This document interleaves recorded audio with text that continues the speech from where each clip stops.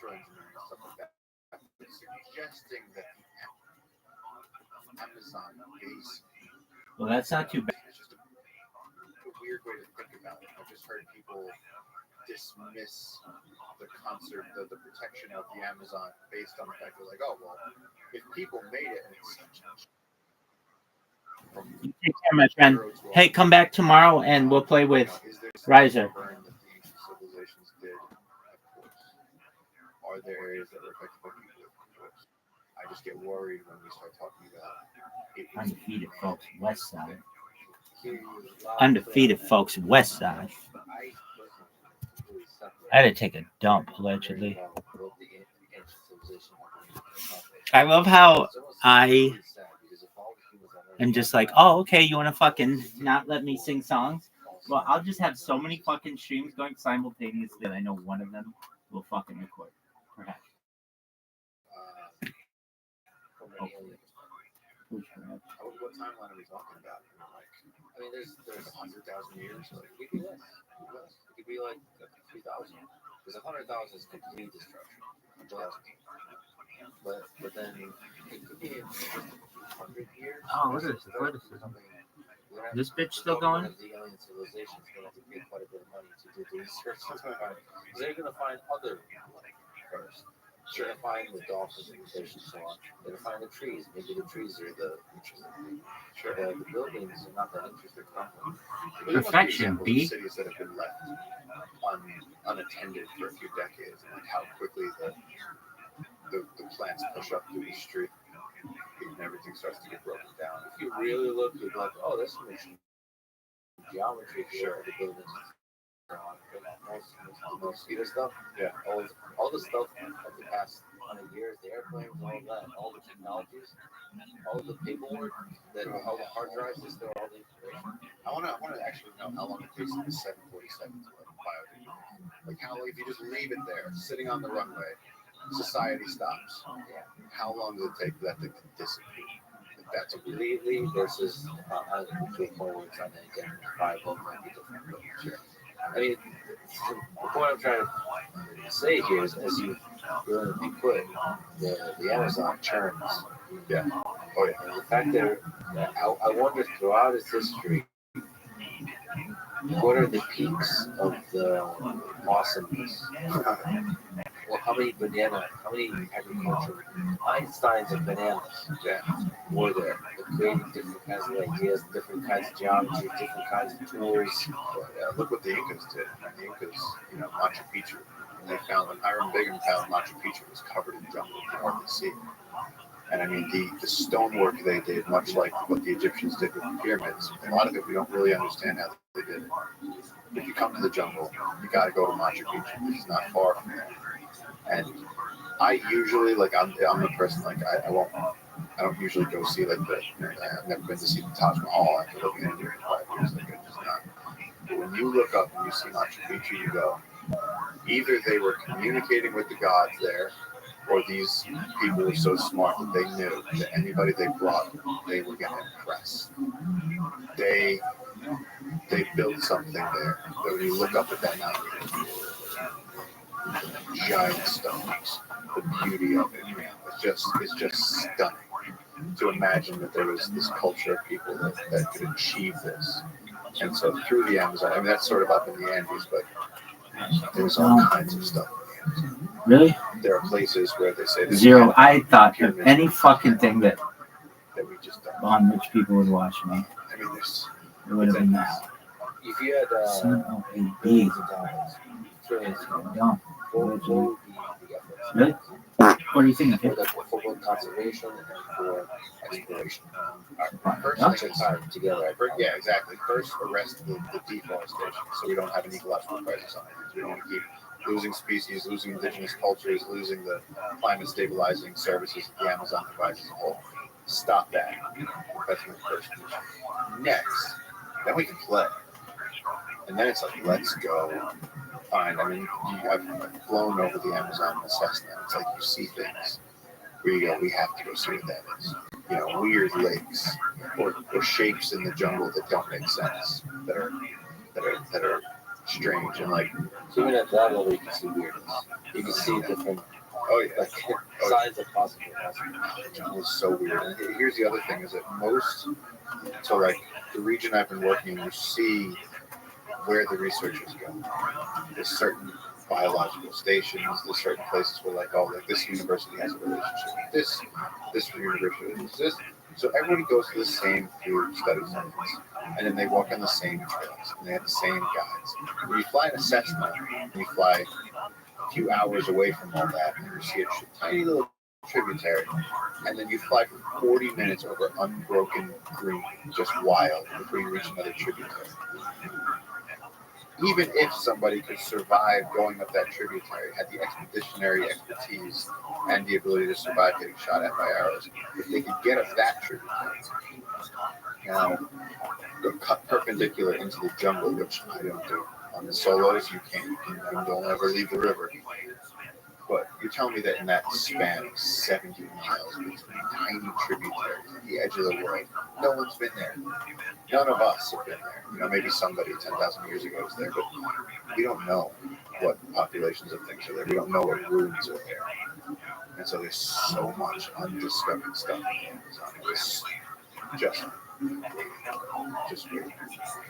What is the process of exploring that? So how does money get converted towards exploration? Is there safe ways of doing that? There's places where we found out about things that have to be explored, but where you come up with, how do we do this without getting shot? And not only without getting shot, but also without endangering them too. Because how stupid are we if we go in there to people that are living in the jungle, not bothering us, and we go insert ourselves into there because we're curious about some rocks? That doesn't seem fair for the loss of life. And so yeah, that's something that we're working on. Like one thing, of course, is like LiDAR and stuff, but eventually, at the end of everything, it comes down to boots. As somebody who has to ask that very question about how to deal with uncontacted tribes that are going to kill you, but you also don't want to disturb their environment. If you were an intelligent alien civilization and you came about Earth, how would you interact? You put yourself in the mind of the alien civilization, because there seems to be some parallels here. It is actually, right? It's like a microcosm. We're very aggressive. Human civilization is very aggressive. So if we get threatened easily. For stupid reasons, because we start, like, our American military probably thinks it's like the Chinese or the Russians. If we see any kind of flying objects, they get very on edge. I don't know. I mean, because, part of it is like, I just want to ask. Like, that's the thing. I just want to ask questions. Yeah. But you don't know the same language. First of all, you send a photo of bananas, you get shot. I mean, picture if aliens landed in New York, how long would it take for one of them to get shot? It would be minutes. It would be a matter of minutes. Yeah, that's just New York. Everywhere else, look where we are right now. Maybe you were worse. Yeah. It makes me wonder what is the right way to interact with intelligent life that's not like us.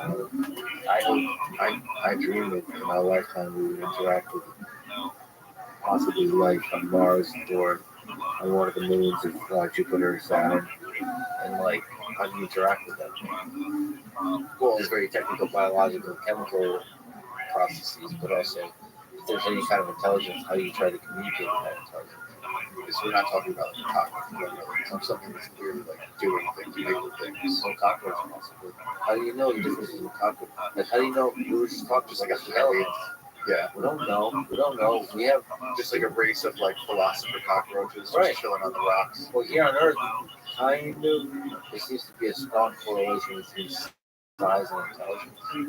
Like, it seems like the bigger things have bigger nervous systems and brains, so they're usually smarter. So that doesn't. I think it's brain.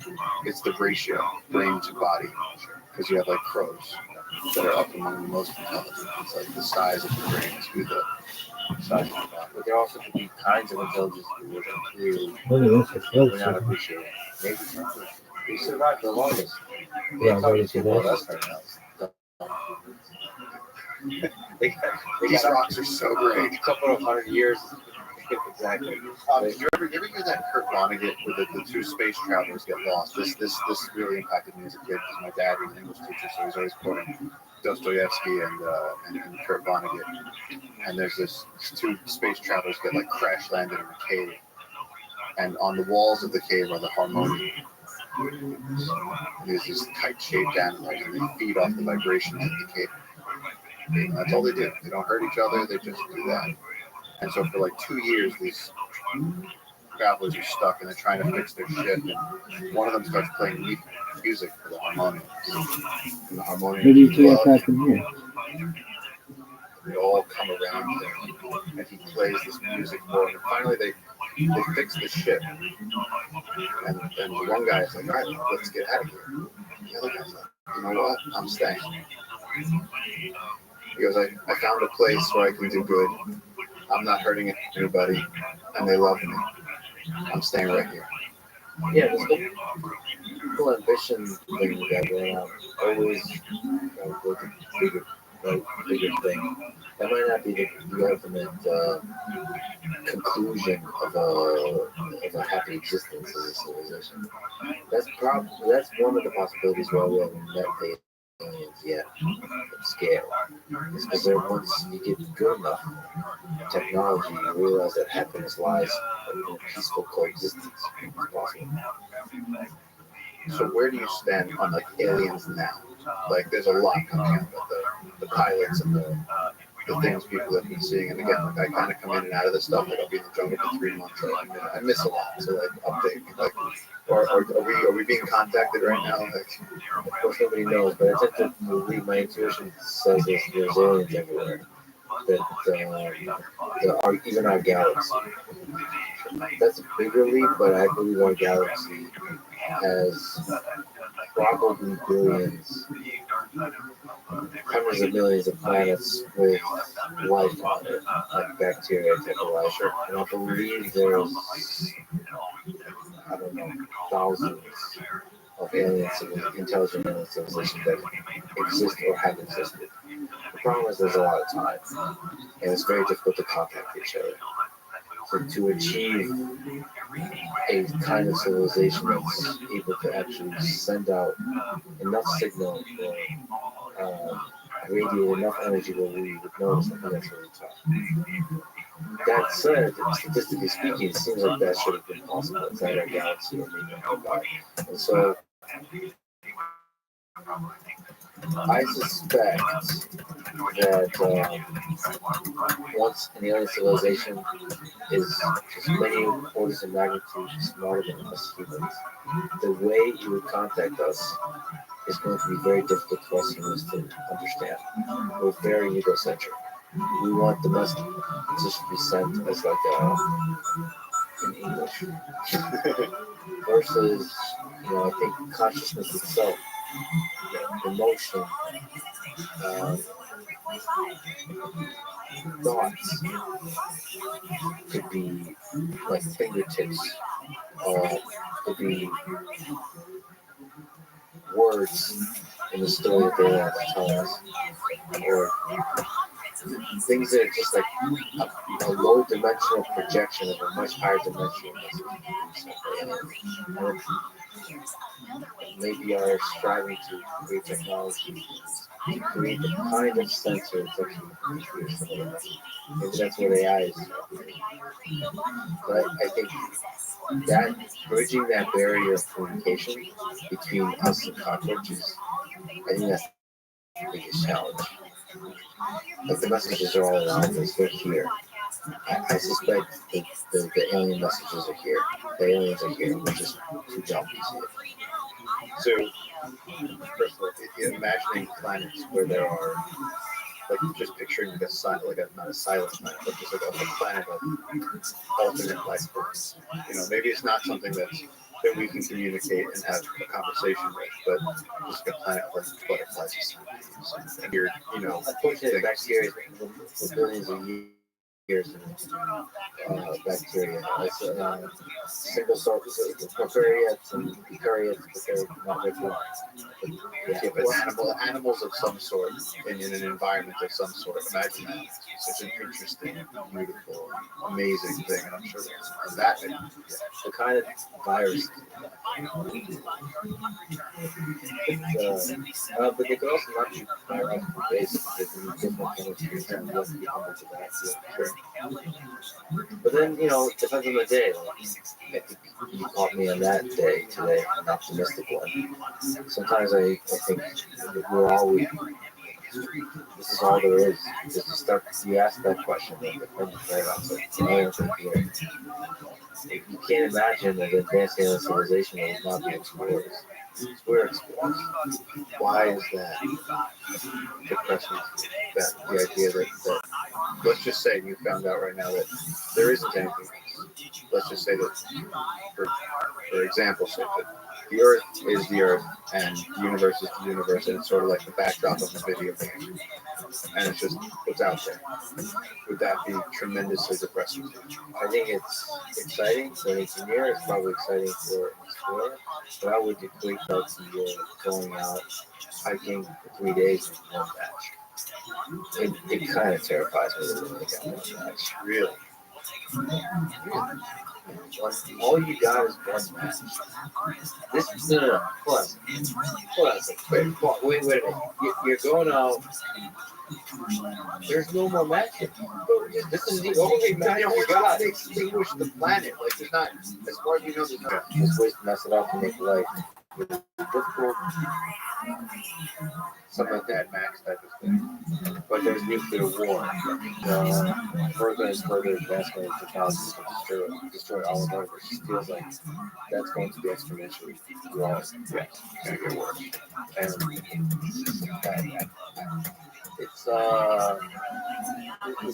I'm very optimistic. But it's a heck of a Russian road to work on. Okay, so I'm still curious about your intention, though. Like where your passion for this comes from. Is your, or maybe it's both, but is it the need to have a backup plan for humans, which is admirable for your intense love of humanity and consciousness and love and art, or is also just that the raw fascination of what's out there? Because I just the way you said that about like, oh, you caught me on a positive day, where I think there's something in there that made me think that you need there to be. Yeah, there's.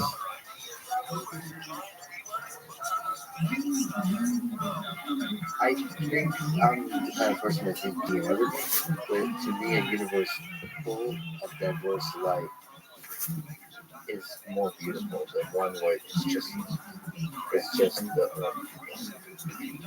there's more beauty. I mean, I'm not egotistical, but also as a human, I like if humans are not the smartest in our galaxy. And not even close to being the smartest. And that to me is, I don't know, that to me is exciting about the possibility of what the universe can create. Yes, I'm with you on that. It is wildly exciting to like if we found, even if it was just a distant inkling, that we found out that there is a planet that has life. There's no communication coming from it. We know for a fact there's stuff going on there. It just change how we think about our entire reality. We know.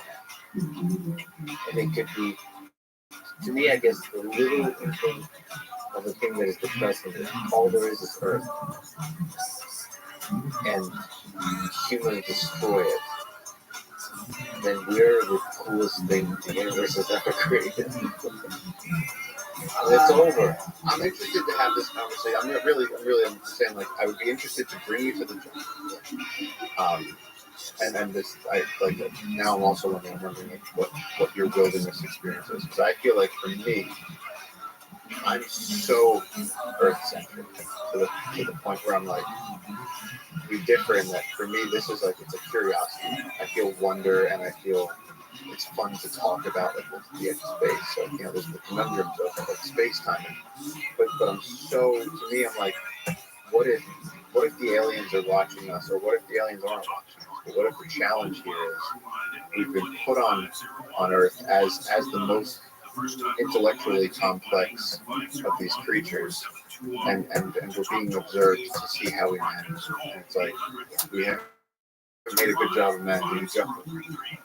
You know, before Oriana went down the Amazon, and they showed up as their sacked. We do our history, and we're going to have to tell you. Just got back to it. It's I just sometimes I wonder, you know, what the is there a grand narrative with what we're doing to wildlife? It's like we have all these other species. We're struggling even here in this conversation to quantify, you know. I think that most people don't think outside of the right? You know what I mean? Like just driving around me, living outside of the jungle, just for a few weeks. I get you don't even think about the fact that there's other species around us. You really don't. You look at TV and you listen to the radio. It's not very consequential to the average person living in a city that there are these, you know, islands covered in walruses. There's rainforests filled with birds and frogs and all these things happening. That, you know, the salmon are contributing to our fresh water, and that life is literally given to us and made possible by these ecological systems. To me, that's where like the whole, you know, essence of my existence comes from. So like, Yeah, thank you for that reminder, because you're basically saying that the alien civilizations you dream about are here. Those worlds are here. Oh, I agree with you. I think I agree with you. I think that's actually the way I think most of the time. Like, you know, I think I'm on mushrooms all the time, genetically somehow, because when I go out in nature, it's just the beauty, even though not to talk about the outside, yeah, just basics of nature fill me with awe. The other thing that fills me with awe is our own mind. Like the biology of these things firing. Basically, not our own mind, but biology of any living organism. Because it's like an ecosystem. These cells came together and somehow function. They delegate, they mostly operate in a local way, but they, first of all, it's just like you said with the anacondas. You start out as a tiny snake and you become giant. And you're a tiny snake, you're prey for everything. When you're a giant snake, you're a predator, you're a prey to no one. And just that whole process, starting with a single embryo, single cells, human, into the embryonic process, constructing this giant human that's able to have limbs, move about the world, think about things, write books, and so on. That is incredibly deep, and all of that is here. Yes. And so, actually, I was being sort of poetic about aliens. I think I can spend 99.99% in terms of filling my mind with awe and beauty just looking down here on Earth. For sure, I agree with you. yeah, they should cancel out. I think it's beautiful that there's people that are fascinated and obsessed with looking at these things, and that will travel there. I mean, just to me, the idea. I mean, I have a little piece of meteorite. I have all of it. It does amazing things to my mind. Everything I've ever touched is from this earth. It's been places that we can't even think about, and it blows my mind. I love it, but when it comes to like intelligence, I think it's like I'm so concerned with the fact that we're at this moment in history. And it's interesting to me that, you know, we have the internet and now the emergence of AI, and more I feel like we are starting to resemble like an ant colony. There's more and more connection, and there's more and more interaction globally between everybody. In the next 10 years, we're going to have to decide, are we going to let our ocean ecosystem just collapse? Are we going to just take that 3% of rainforest and just let them log the shit out of it until it's gone? And it's like, we're going to be in a very different reality. It's going to be very dystopian future. Or can we keep the good things about it, transcend that, realize that we have these incredible alien species around us that are animals that we grew up with, that we wouldn't be here without, that we owe something to. And I feel like at that stage, then the outward look becomes something else. It's almost like we've proven that if aliens came up to us, that's what I feel like. Aliens would come up to us and they said, Louis has the thing where he goes, God comes back and goes, what did you do? Because the polar bears are brown. He's like, I left food for you. And it's like, if the aliens came and were like, and they interviewed the elephants and they said, how are you feeling? And the elephants would be like, listen, fuck these little primates. You know what they've done to us? And it's like, I mean, I've seen people break an elephant. I've seen it all with that stuff. And it's like, if anybody was to ask them, they'd be screaming. And so, like, to me, it's just, I had trouble looking out into space. I have trouble looking out into normal life as a human because I'm so concerned with trying to make sure that they're okay, because now people are doing it. But the interesting thing about all the development with AI and just that we're living more and more of our life online, I think we're actually learning what's missing. Like, I think people realize that online interaction is shallow. We're just learning that that's our reality. That we need that human connection. And I think there's going to be a swing back where, sadly, AI systems in the future might be able to work filling our lives out. But us humans have to have a deep connection there.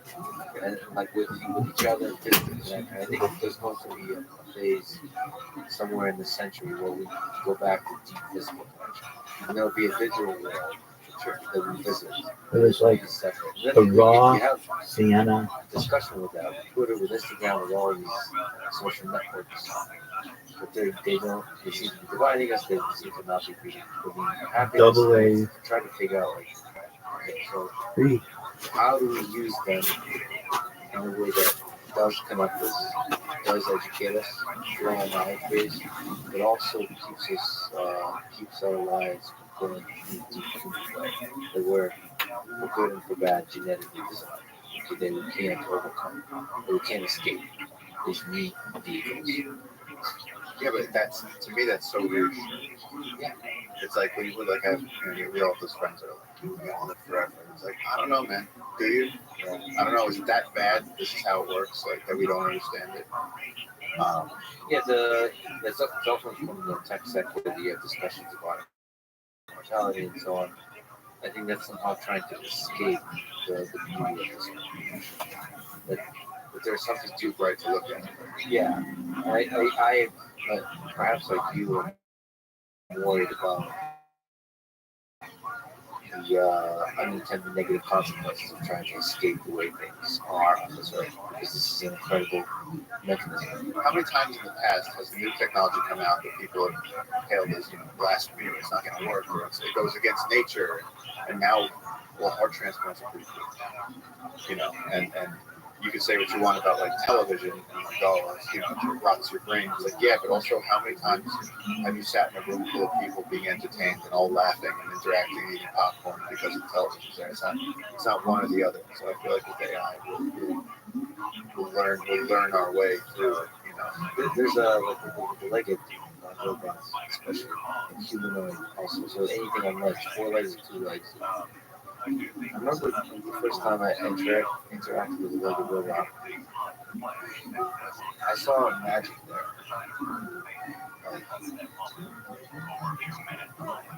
That this too can have consciousness. This too can have this lifelike quality that a human being loves about other human beings, about other living creatures. Now, while I'm still grew up in the place where I was in the time, so I still like biological dogs. I notice the magic in robotic dogs. Yeah. And it makes me want it. The way same way we're just talking about aliens looking up, it makes you want to talk about aliens. But the deep love is the dogs. What time is it in Manila? There's still this. It is. I struggle with that. Like 4 p.m. Whatever's going on. Look at this move. The idea, and there's so much talk about the fact that what it does. Artificially intelligent. Look at this one. Become something that has, and it's like I get very uncomfortable with that. It makes me. I don't know how to handle Fuck things it. I don't know how to handle it because it's really everything is terrifying. It could be as simple as consciousness is easy to fake. So what if we live in a world 10 to 20 years from now where you're toasted, there's a bunch of robots in your room that are faking consciousness.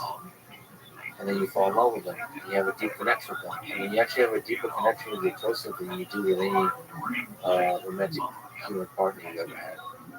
And you start to... I was I thought this was like chill. You just took it way worse. Yeah. And, then they start to... I don't know if you've seen AI film, but it gets pretty intense. Like fully AI.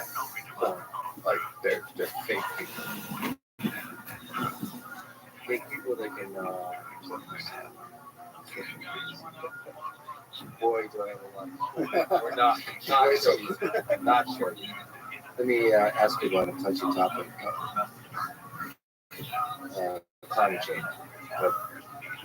What's the effect of climate change on the Amazon? Maybe species diversity. What is something that people should think about?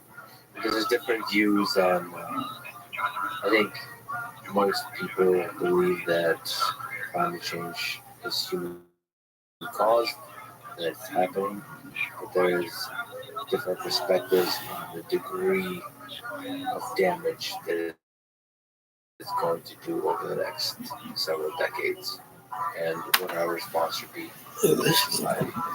So it would be amazing to hear your perspective on it in small slices of your experience on Mars. To me, there's no denying the fact that we are experiencing change. I think anybody that doesn't agree with that hasn't been outside in the last 20 years, or hasn't interviewed old farmers who will tell you that it changed. I think a lot of us can agree. Where I deviate is that I am not a climate scientist. I am not qualified. So I, just like everybody else, am listening.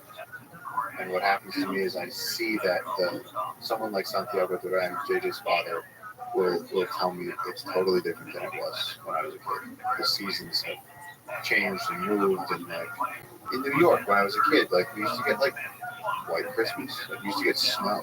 I was in shorts. Like I came off the plane right before coming here, and I was in like shorts for a second. I was like, this is a different reality. But my ability, my interpretation of climate change, I feel like is just as dumb as those people that go like, it's really cold. I thought they said it was getting warmer. It's like it's a very rudimentary thing. So as a someone that's fighting for preservation of biodiversity, I don't feel like I'm any more qualified than the average person.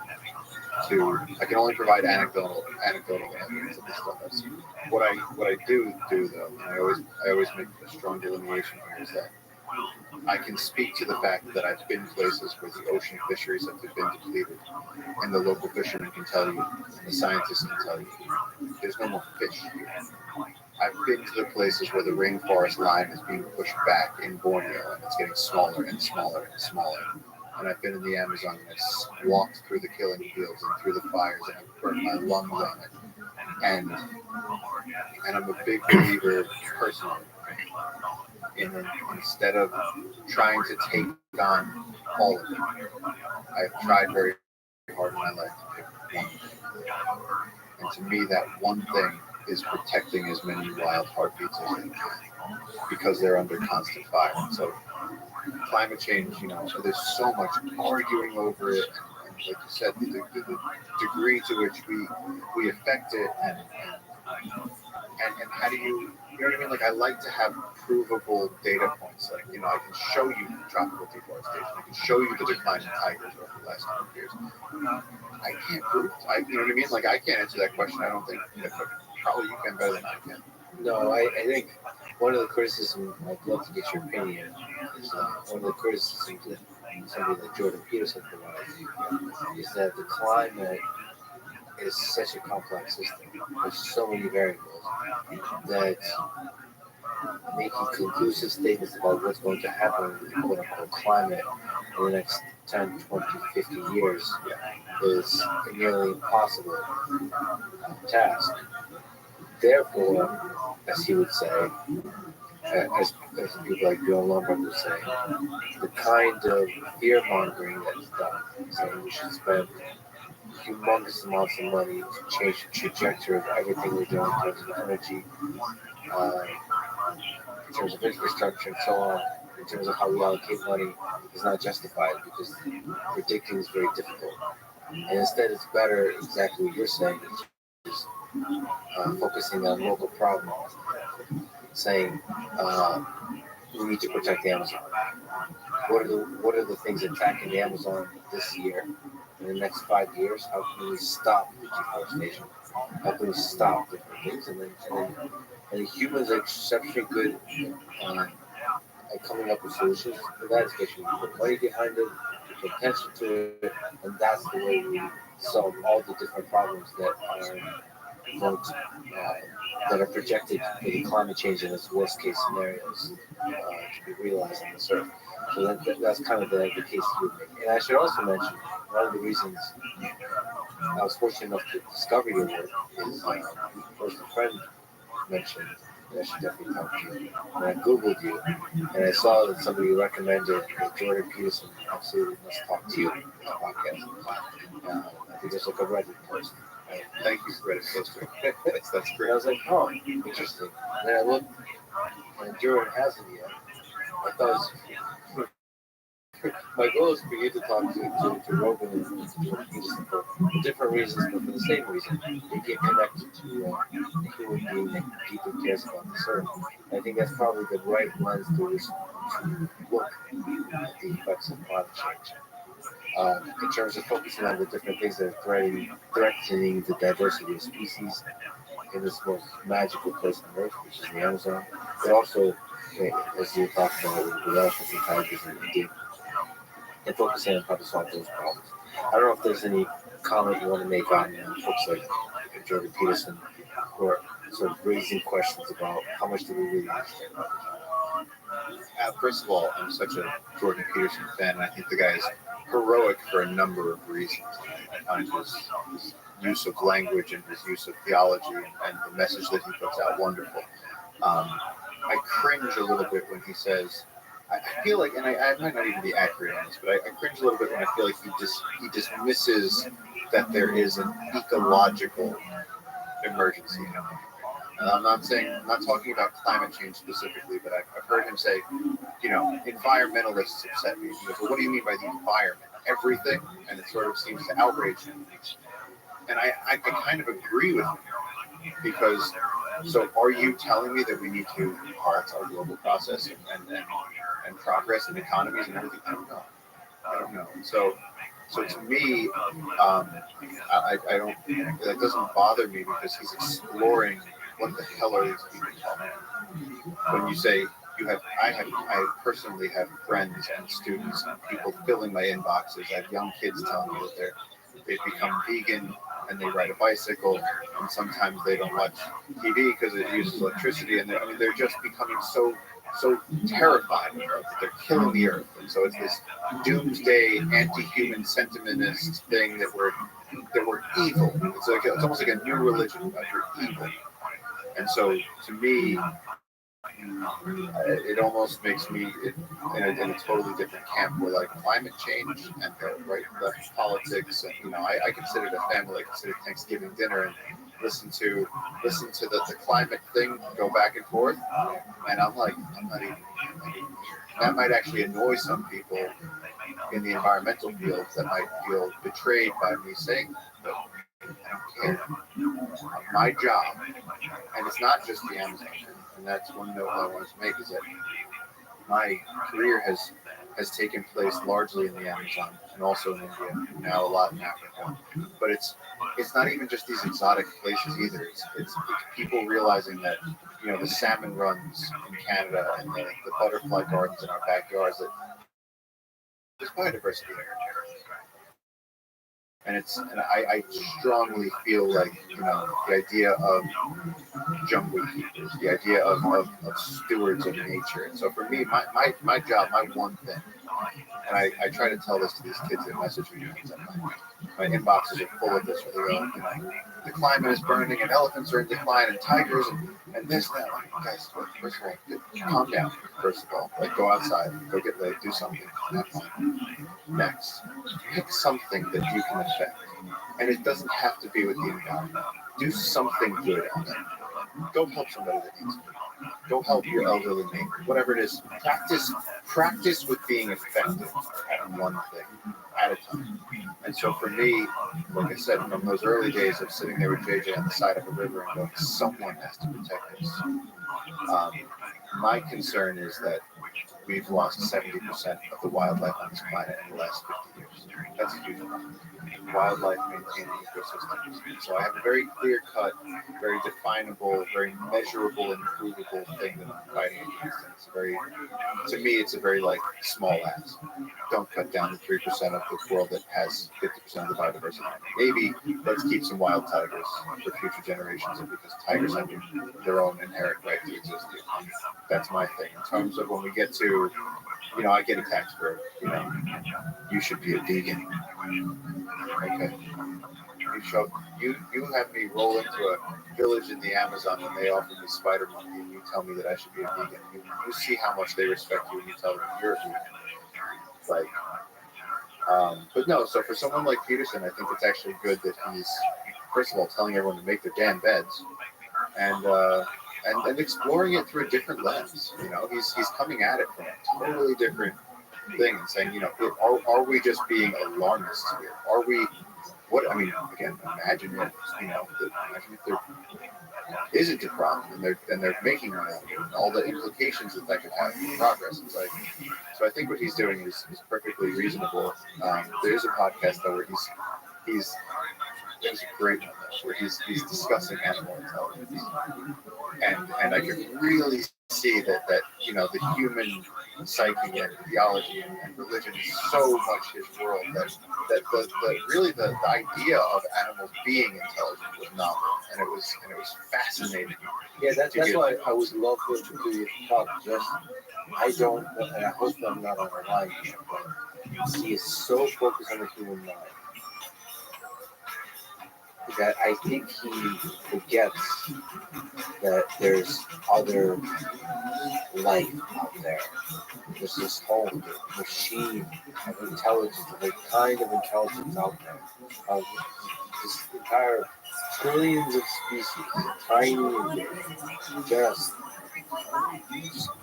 everywhere. We're actually part of it. So, to look at it as human psychology is distinct from that is missing some of the picture. Some of the picture. I do believe, though, I would agree with him on this. Humans are unique. Human psychology is unique. We just are. But I also, he's in such an interesting place because usually you have, environmentalists who are nature, and it's very anti-human. And then you have the other side. It's like he's on this path where he's starting to explore what those diverse intelligences are. And that to me is really amazing because I love hearing what those people do. And I think also on top of that, I think if you're aware of nature, deeply aware of nature, you need another perspective on the evolutionary history of humans. It's one thing to be an evolutionary biologist and kind of study it from a philosophical perspective, and it's the other to really experience it, and deeply know it, to see, the fact that we came from fish, we should really be cognizant of that. That's something else. That's to realize that we're part of a computing machine that created intelligence. We're part of the thing that started with bacteria and is now creating AI.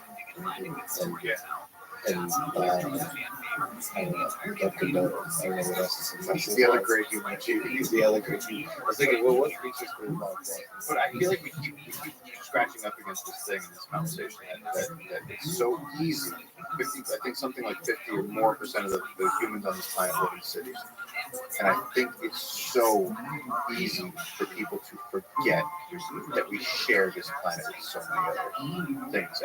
And And I think that sort of that we're in a little in a way we're almost like ecological orphans, and that we've left the things that actually make us feel at home. That's a bit of a stretch because I don't know if everybody feels that way. But for me, I mean, professionally as an expedition guide, when I take people into nature, I see what happens to them.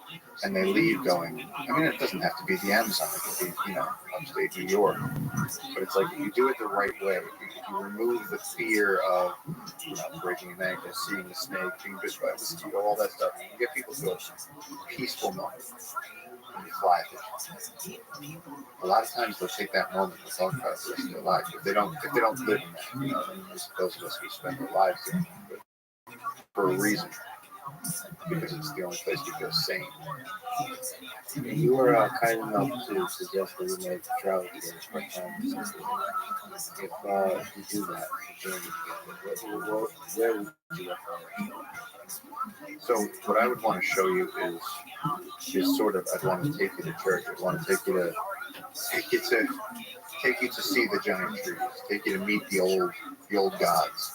Really, there's places when you walk in off the river that are so deep in the part of the, and again, this is now we do this. We have the boats, we have the rangers, we protect this ecological corridor now.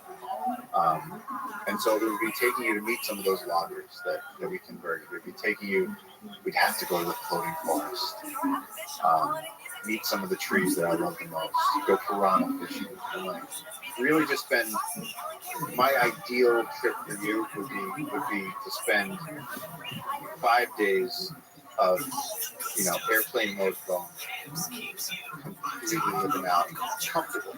I'm not saying I don't want to, I don't want to force you. I'm saying go and live comfortably on an expedition in the Amazon. That means a few days at this research station, maybe go upriver 3 days and camp up here from the edge of where the contactants are, and then come back and then see the jungle feature station. So along the way, seeing all the special sacred places. It'd be almost like saying, like, let's go see, all the treasures of Italy. It's like, this is one of the most beautiful things on earth, and I've had the incredible, almost unbelievable fortune to be responsible for protecting it and be able to share that with people, To be able to witness what this earth has created. It's it's been just a gift just even to follow your Instagram. The window you create on this part of the world. It's just really beautiful. I do want to ask on that. Maybe it's like behind the scenes a little bit, but like, how do you keep the equipment dry? Like, how hard is the equipment, the cameras? You're an incredible filmmaker, photographer. So how do you make it work? I don't know. It's not that hard. It's not that bad. Wet. It is wet. The new iPhones are waterproof, and if they don't get, I'm telling you, dude, it's been such a weapon. It's been awesome. If you drop it in the river, my one thing is you gotta have a tether. Drop it all the time. So I'll be hanging off the boat. I'll be trying to take a video, and I'll be like, "Here we are in the Amazon. You can see the light." That's the thing.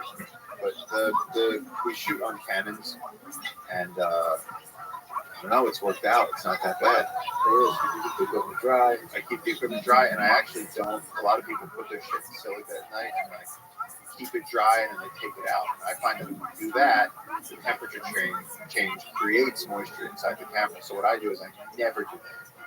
I just keep my cameras in my backpack with a zipper, so they're more or less exposed to the elements, and so it sort of always has a little bit of equilibrium. And that's it. I mean, I shoot on some pretty fancy equipment sometimes, and it's great. But I mean, the awesome thing now is that, like, with a cell phone, I mean, like, I put my phone down on the ground a few weeks ago, and I got this rhino I walk up to and stuff. And it's like, you can get video footage you can literally put on Netflix. Like, it's just like, it's getting really exciting, and that's where, like, where I deviate from the nature people. We need to go back and live in cabins. I'm like, dude, this is awesome. I love taking slow motion. Like, initial assessment here is that these are not drugs or activities coming from a foreign entity or adversary. There's nothing According to Jeff Andrew, teaching Some publican from New Jersey was just on the air saying that in a way, Instagram has allowed us to do that. mothership Where it's told like, me about I can have this crazy ass moment that mothership is off the that is coast so of unique, the east coast of and the then put it United up. States. Is there any truth to I that? mean, I remember one of the There is not most any recent truth to things that. that got me. There is You no never know Iranian what's ship gonna off the happen. coast of the United I States. And literally there's just like, there was like 3,000 butterflies on the beach, and they're like black, red, and blue. Beautiful butterflies. And I just like handed the phone across it and like jumped in the river and swam away. And like threw that up on Instagram. And like, this is the most amazing thing. Like 4 different accounts reached out to try and share it. And I was like, butterflies. They're everywhere. There's 4,000 species of butterflies in campus. But sharing that with people is How do you find the thing to shoot? How do you come up with the butterflies? How do you notice the thing that's beautiful and say, I'm going to wait a minute, pause, this is beautiful, let me take it, and then let me take a picture of this. Because like sometimes you might get used to the beauty, right? yeah, but like sometimes simple crazy things like these cutter ants. Yeah. They just walk you by. It becomes pedestrian. It's like, well, I mean, just like when you're living at the elephant camp, and it's like the elephant comes out and he starts like trashing the water bucket. Well, if you just stop, try to watch Peaky Blinders here. Just leave us alone. It becomes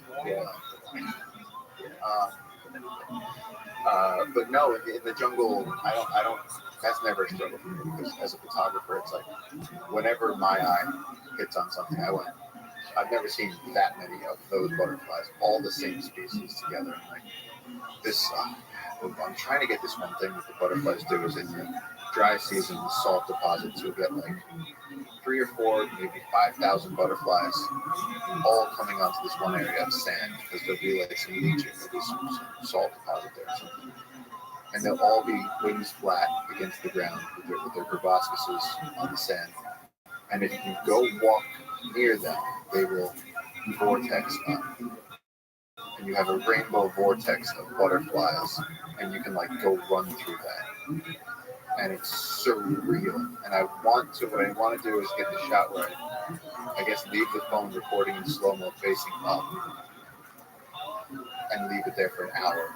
Let the butterflies come in and settle, and then disturb them so I get the bottom of the vortex. I'm like, these are the ways I think where I'm like, how can I show people the absolute mind-blowing, perfection? And that's what I have. I'm sure that somebody else could do it with a red and nail it, but it's like that's what I have in the jungle because I have to travel light. Yeah, I think that really. I did the same thing when I was traveling in train. The tool is that suitcase over there with the phone. You just shove it full of equipment. You can go to war zone. It doesn't matter. What's up, everybody? I hope you're doing well. This is Rabbi Rothschild. I'm going to be singing some karaoke and stand cutting in the queue. Baking the bear. Just one moment. We'll get this bad boy going. Hope everybody's having a good day wherever you are. This is Bobby Darin's Splish Splash. Splish splash, I was taking a bath. Long about a Saturday night. Yeah, a rub-a-dub, just relaxing in the tub, thinking everything was alright. Well, I stepped out the tub, put my feet on the floor. I wrapped the towel around me and I opened the door. And then a splish splash, I jumped back in the bath. But I didn't know there was a party going on. There was a splishing and a splashing, reeling with the feeling, moving and a grooving, rocking and a rolling. Yeah!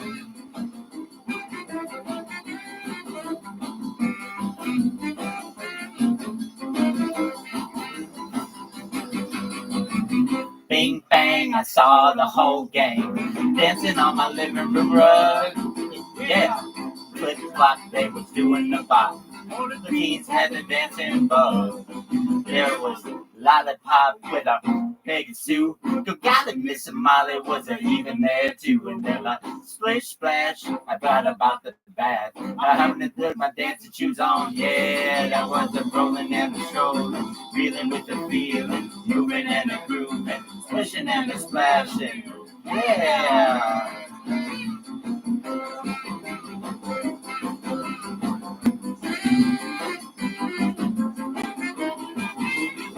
Yeah, I was a splishing and a splashing.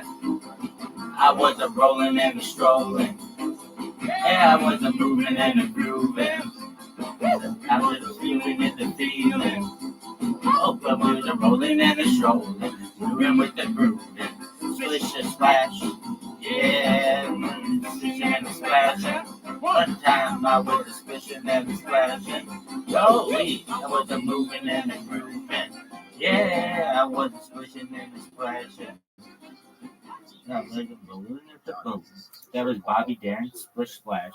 Thank you for the opportunity to sing. The next person may go. You can see black rhino every day if you want. So we're critically endangered.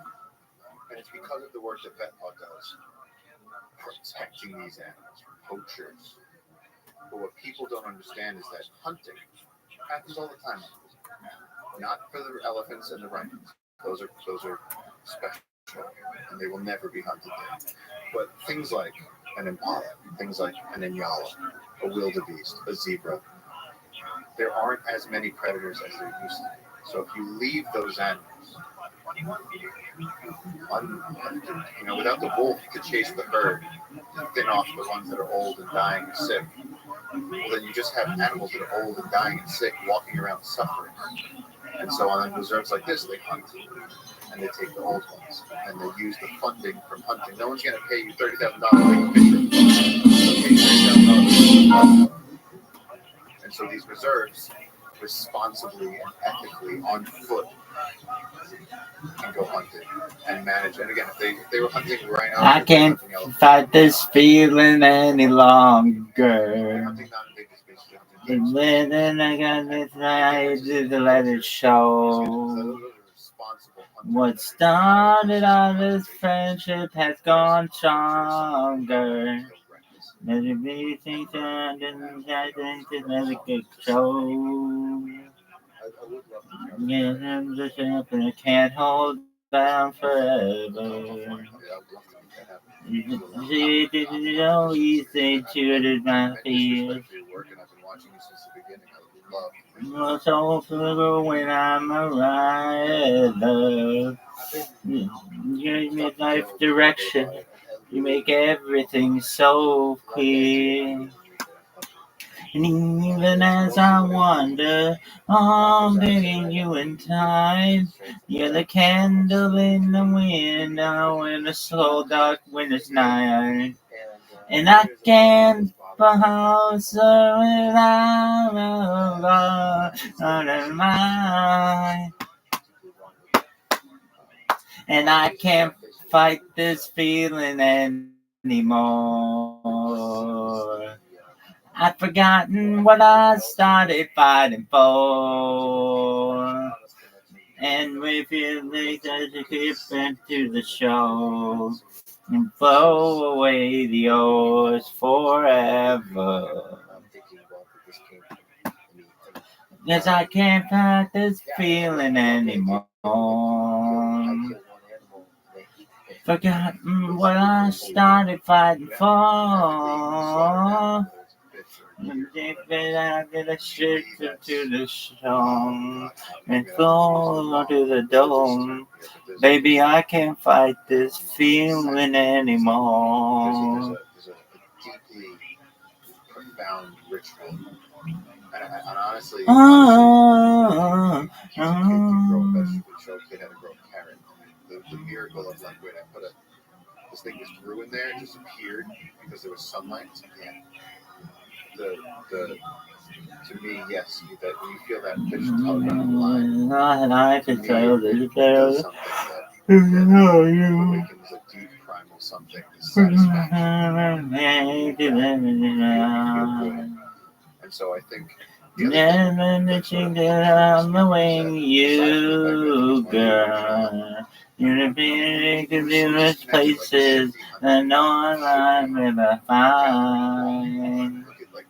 And even when I wonder, I'll give you in time. With a candle in the window and a cold dark winter's night. And I can't follow when I'm all alive.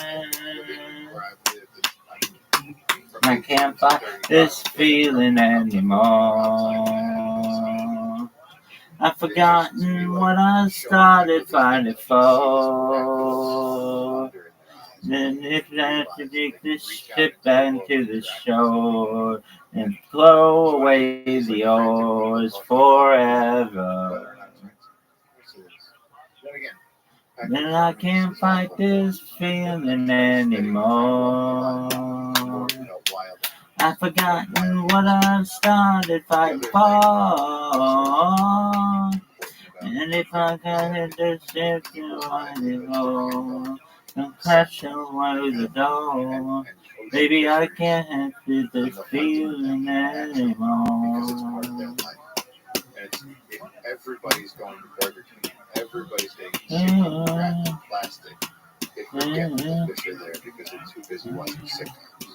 And so then when technically and it goes down, It's tight. nobody really cares. And then you just end up with a few hippies and signs standing next to the river, and it becomes silly. That's what I'm talking about, Sploosh. Nice job.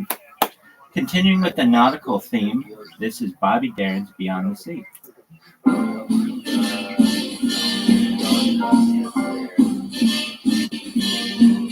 Somewhere beyond the sea, somewhere waiting for me, my lover stands on golden sand and watches the ships that go sailing. Somewhere beyond the sea, she's there watching for me. If I could fly like birds on high and straight to her arms, I'd go sailing. It's hard beyond the stars, it's near beyond the moon. I know beyond a doubt my heart will lead me there soon. We'll meet beyond the shore, we'll kiss just as before. Happy we'll be beyond the sea. Never again I'll go sailing.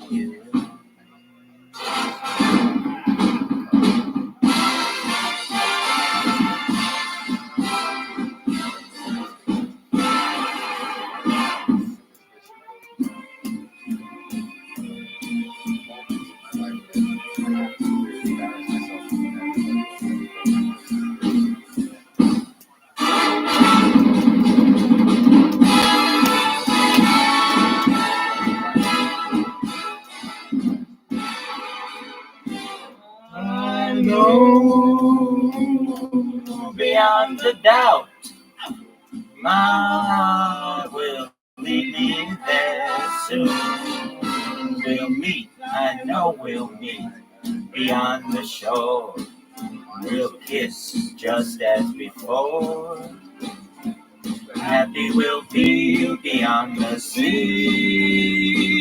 And never again I'll go sailing. No more sailing. No more sailing. So deep down, so elementally lost in the universe. Where, like, I truly felt like That was Bobby Darin, Beyond the Sea. Thank you for the opportunity. like that, Next person may go. like that asteroid that I have. Like it's like a piece of you're a piece of something detached from that. So I got back from it and had an interesting new appreciation for life. I strongly suggest that people just do mushrooms like a normal person, unless you're ready. So it was really intense. It was really intense. But to be fair, the shaman who did it was like the old school guy, and he was getting up there in years, and he had forgotten and overboiled the brew. Yeah.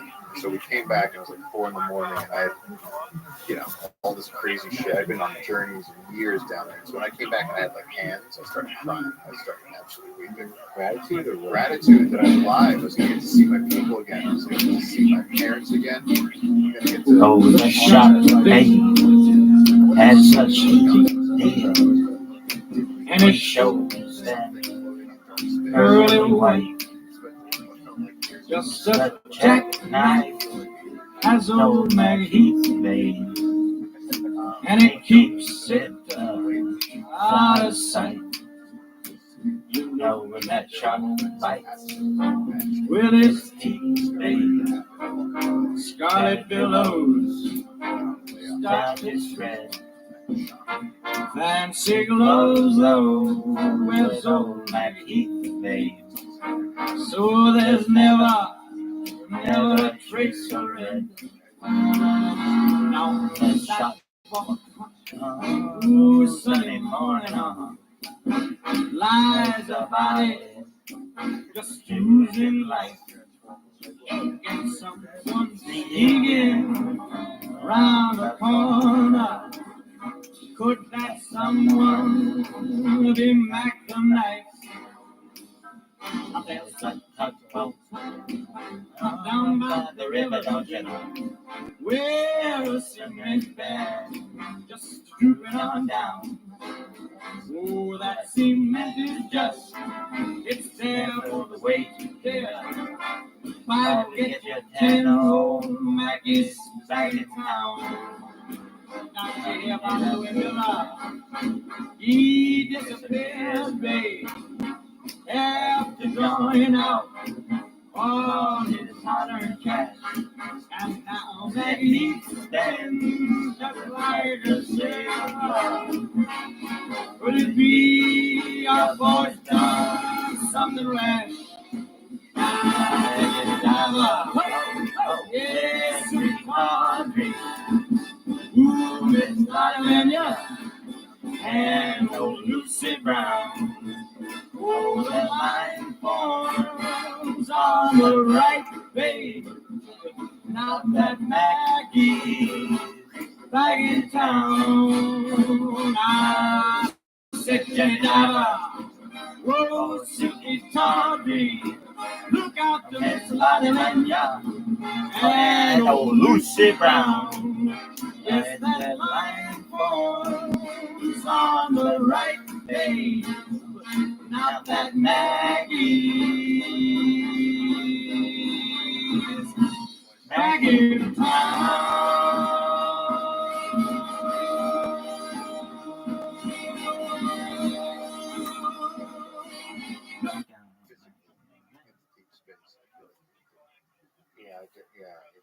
Go to bars, yeah. And some of it is Amazing, great job.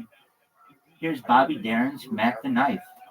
some of that is more talking like I want to see where my mind. Oh, that shock, babe, such teeth dear, and it shows them pearly white. Just a jackknife has old Mac Heath the babe, and it keeps it out of sight. You know when that shark bites with his teeth, babe, scarlet billows start to spread. Fancy glows low with old Mac Heath the babe. So there's never a trace of red. Now on the sidewalk, ooh, Sunday morning, lies a body just oozing life. He can smell the one singing round the corner. Could that someone be Mac the Knife? There's a tugboat down by the river, don't you know? Where the cement bag just drooping on down. Oh, that cement is just, it's there for the weight to bear. Five will get you 10 old Mackey's back in town. Now tell you about Willa. He disappeared, babe, after drawing out all his hard-earned cash. And now Maggie to spend just like a sailor. Would it be our boy done something rash? Oh, yes, Ricky Audrey, who is not Virginia, and old Lucy Brown. Oh, that line forms on the right page. Now that Maggie's back in town. I said, Jenny Driver, whoa, Suki Tawdry, look out to Miss Lottie Lenya, and old Lucy Brown. Yes, that line forms on the right page. Now that Maggie's back in town.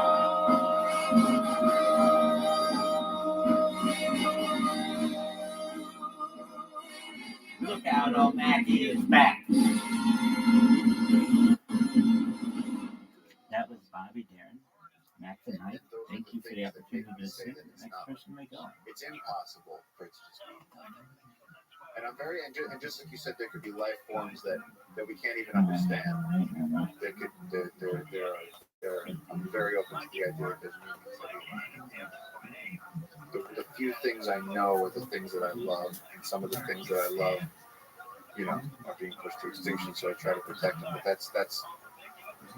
that's my mission. You know what I'm saying? Like in terms of what are we doing here, I'm just always amazed at the simplest things.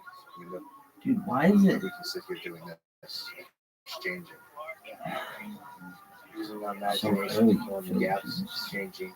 Why can't they get truck? Images. Yeah. Shows you Squeeze it all. over. And every once in a while, I'm you so know, sorry. like a bunch of meaning that might be there. You don't really know what it is, but you get a glimpse. And you keep searching. And it's over before you know it. But hopefully for you, you got many more years to start. I said in a mellow. Hey, Thank you so much for calling. and old Lucy Brown. I hope to see you again soon, many times, or maybe one day soon. Oh, that hot and cash. All the line forms on the right page. The pie will get you 10. Back in time. Look at everybody. Thank you for listening. I hope to see you next time.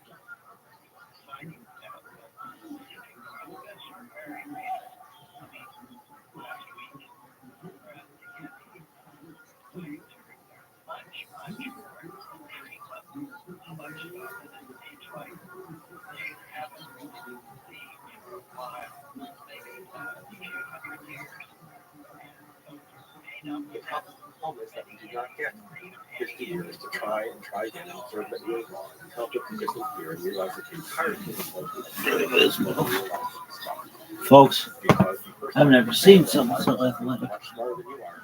You doubt it. The following is a conversation with Eliezer Yudkowsky, a legendary researcher, writer, philosopher, and adopted artificial intelligence.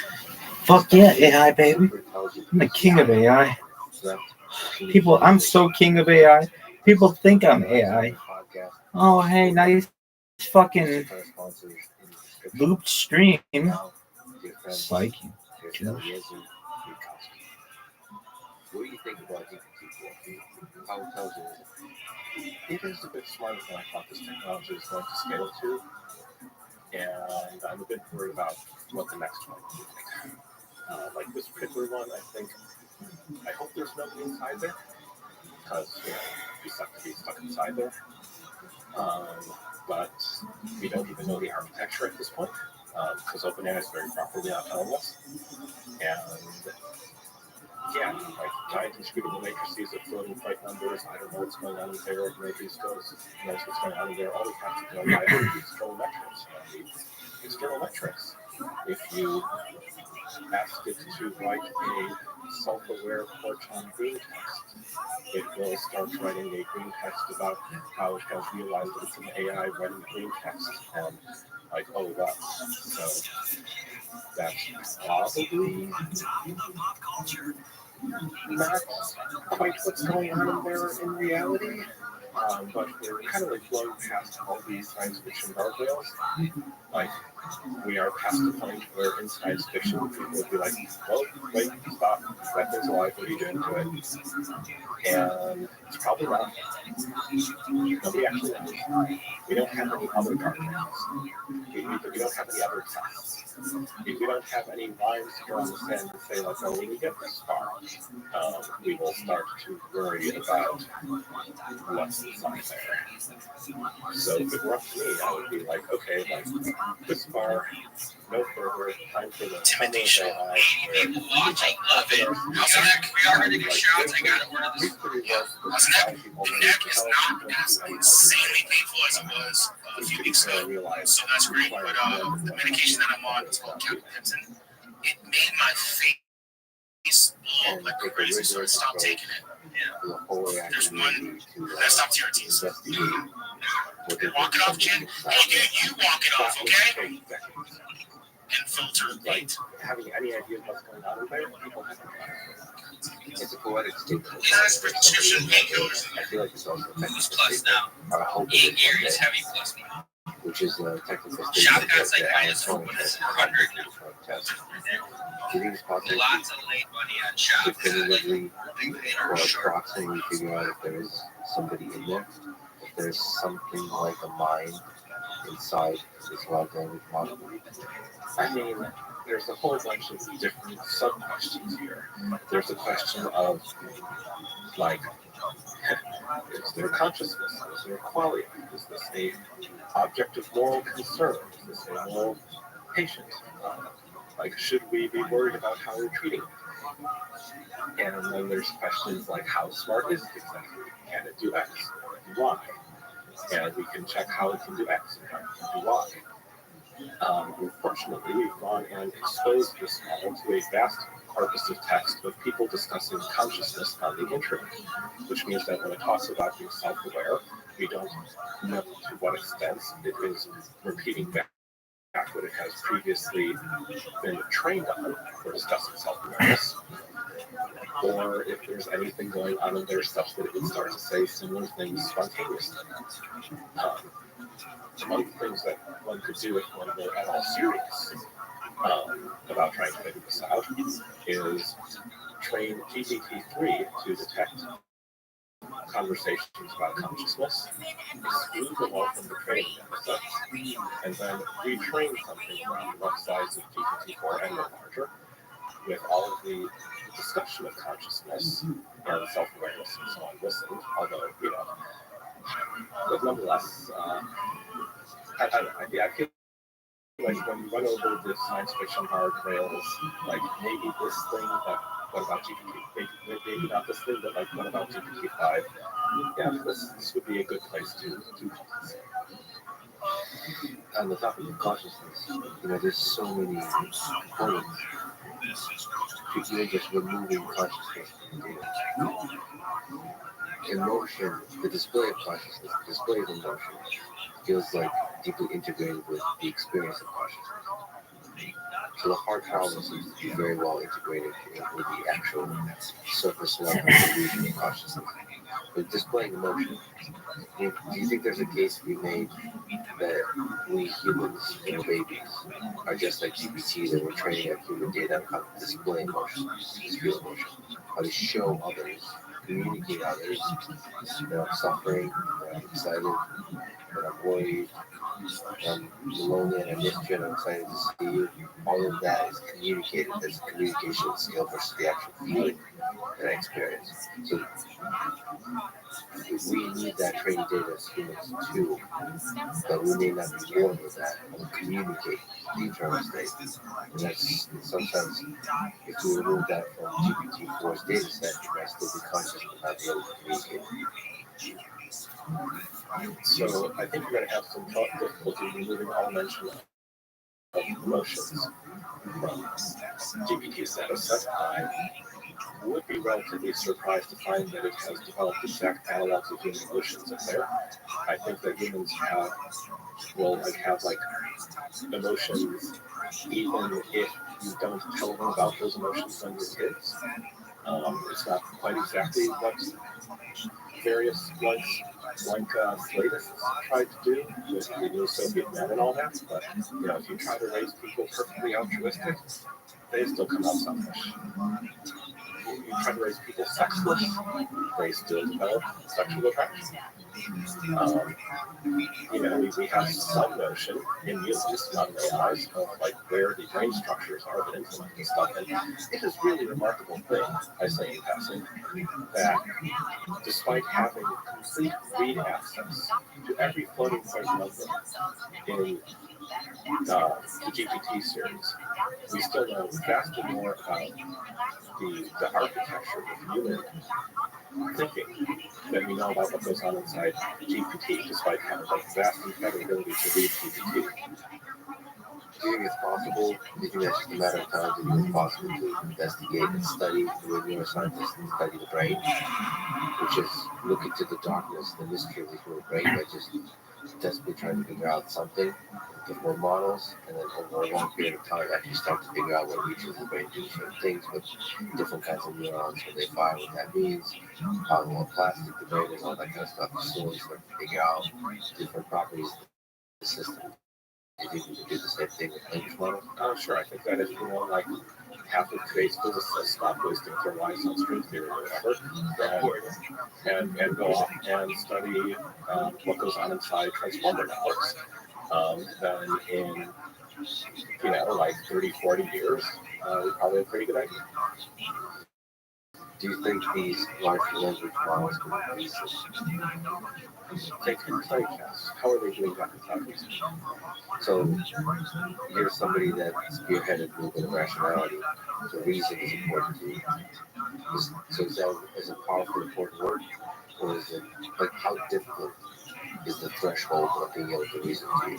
And how aggressive is it? I mean, in my writings on rationality, I'm not going to make a big deal out of something called reason. I have made more of a deal out of something called probability theory. And that's you're reasoning, but you're not doing it quite right. You should reason this way instead. And interestingly, people have started to get preliminary results showing that reinforcement learning by human feedback has made the GPT series worse in some ways. In particular, it used to be well calibrated. If you trained to put probabilities on things, it would say 80% probability and be right 8 times out of 10. And if you apply reinforcement learning to human feedback, the nice graph, 70%, 7 out of 10, sort of flattens out into the graph that humans use, where there's some very probable stuff and likely, probable, maybe, which all means around 40%, and then certain. Yeah. So it used to be able to use probabilities, but if you try to teach it to talk in a way that satisfies humans, it gets worse at probability the same way. And that's a bug, not a feature. I would call it bug. Although it's such a fascinating bug. But yeah, so reasoning, it's doing pretty well on various tests that people used to say would require reasoning, but rationality is about when you say 80% doesn't happen 8 times out of 10. So what are the limits to these transformer networks of neural networks? If reasoning is not present to you, or it is impressive, but there's other levels to achieve. It's just not how I carve reality. What's reality is a cake. What are the different layers of the cake or the slices? How do you cover it? You could use a different food. I don't think it's as smart as human yet. I do, like, back in the day, I went around saying, like, I do not think that just stacking more layers of transformers is going to get you all the way to AGI. And I think that GPT-4 is past where I thought this paradigm is going to take us. And you want to notice when that happens. You want to say, like, whoops, well, I guess I was incorrect about what happens if you keep on stacking more transformer layers. And that means I don't necessarily know what you have. That's a powerful statement. So you're saying, like, your intuition initially is now appears to be wrong. Yeah. It's good to see that you can admit some predictions to be wrong. Do you think that's important to do? Because you make several very strong, many strong predictions and statements about reality, and you evolve with that. So maybe that'll come up today in our discussion. Are you okay being wrong? I'd rather not be wrong next time. It's a bit ambitious to go through your entire life never having been wrong. One can aspire to be calibrated, like not so much in terms of like, was I right, was I wrong, but like when I said 90%, it happened 9 times out of 10. Yeah, like this is the sound we make. This is the sound we emit when we improve. Beautiful said. Somewhere in there, we can connect the name of the wrong, less wrong. I suppose that's the objective function. The name less wrong was, I believe, suggested by Nick Bostrom. It's after someone's epigraph, I actually forget whose, who said, like, we never become right, we just become less wrong. What's the something? It's easy to confess, just err and err and err again, but less and less and less. Yeah, that's a good thing to strive for. So, what has surprised you about GPT-4 that you found beautiful? As a scholar of intelligence, of human intelligence, of artificial intelligence, of the human mind? I mean, the beauty does interact with the screaming horror. Is it beauty in the horror? But like beautiful moments, well, somebody asked Queen Sydney to describe herself and got the resulting description into one of the stable diffusion things, I think. And she's pretty, and this is something that should have been like an amazing moment. Like the AI describes herself, you get to see what the AI thinks the AI looks like. The thing that's doing the drawing is not the same thing that's outputting text. And it doesn't happen the way that it would happen that it happened in the old school science fiction when you ask an AI to make a picture of what it looks like. Not just because there are two different AI systems being staggered don't actually interact, it's not the same person, but also because the AI was trained by imitation in a way that makes it very difficult to guess how much of that it really understood, and probably not actually a whole bunch. Although GPT-4 is like multimodal and can like draw vector drawings of things that make sense. Like does appear to have some kind of spatial visualization going on in there. But like the pretty picture of the like girl with the steampunk goggles on her head, if I remember correctly what she looked like it didn't see that in full detail. It just like made a description of it and they did the fusion output it. And there's the concern about how much the discourse is going to go completely insane once the AIs all look like that, like are actually look like people talking. Yeah, there was like another moment where somebody is asking Bing about like well, I like fed my kid green potatoes and they have the following symptoms, and things like that's soap poisoning, and like call an ambulance. The person's like, I can't afford the ambulance. I guess it's like this is time for like my kid to go. That's God's will. And the main thing thread says gives the like message of like I cannot talk about this anymore. And the suggested replies to it say, please don't give up on your child. Sodium poisoning can be treated if not early. And you know, if that happened in fiction, that would be like the AI cares. The AI is bypassing the block height to try to help this person. And is it real? Probably not. But nobody knows what's going on in there. It's part of the process where these things are not happening in a way where somebody figures out how to make an AI care, and we know that it cares, and we can acknowledge it's caring.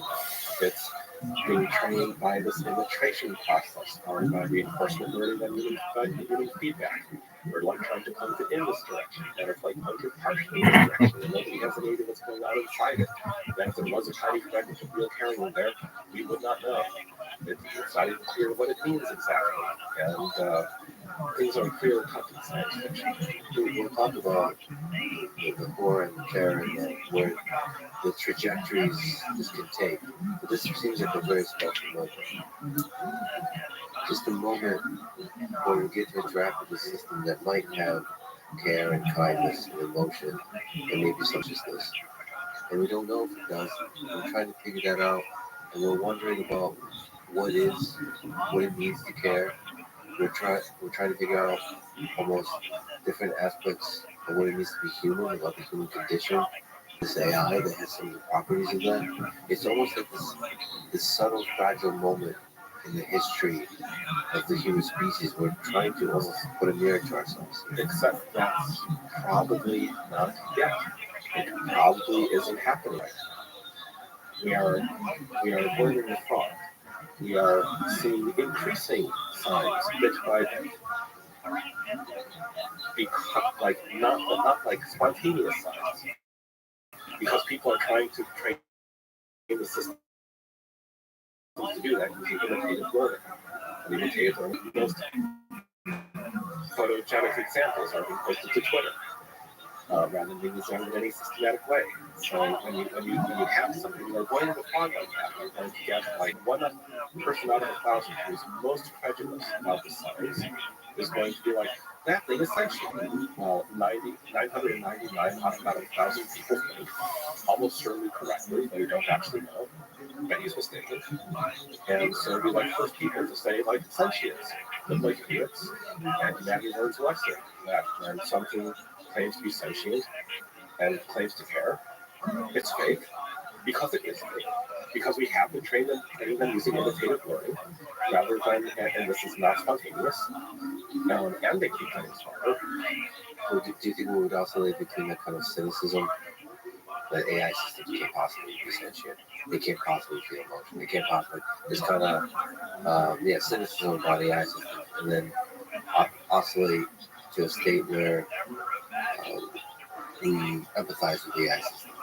We give them a chance. We see that they might need to have rights and respect and similar role in society as humans. You're going to have a whole group of people who can just like never be persuaded of that. Because to them, like being wise, being cynical, being skeptical is to be like, oh, well, machines can never do that. You're just prejudiced. It's just imitating, it's just really you. And like they would say that right up until the end of the world. And possibly even be right because, you know, they are being trained on an imitative paradigm.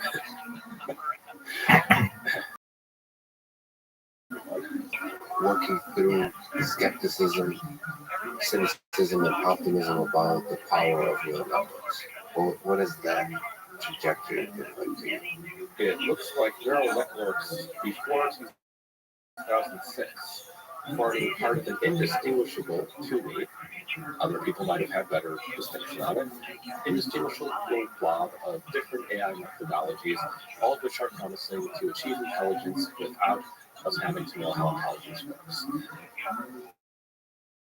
You have the people who said that if you just like manually program lots and lots of knowledge into the system, line by line, at some point all the knowledge will start interacting with the world enough and it will wake up. You've got people saying that if you just use evolutionary computation, if you try to mutate lots and lots of organisms that are competing together, that's the same way that human intelligence was used in nature. So we'll do this and it will wake up without having any idea of how AI works. And you've got people saying, well, we will study neuroscience and learn the algorithms of the neurons, and we will like imitate them without understanding those algorithms. I was pretty skeptical. Like, how can we reproduce the engineer these things without understanding what they do? And so we look at AI without understanding how it works, and there are people saying like, well, we will have giant neural networks. We will train by gradient descent. When they're as large as the human brain, they wake up.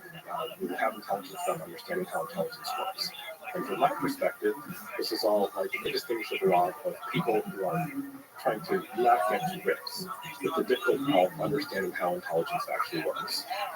That said, I was never skeptical that evolutionary computation would not work in the world. Like, you throw enough computing power at it, it obviously works.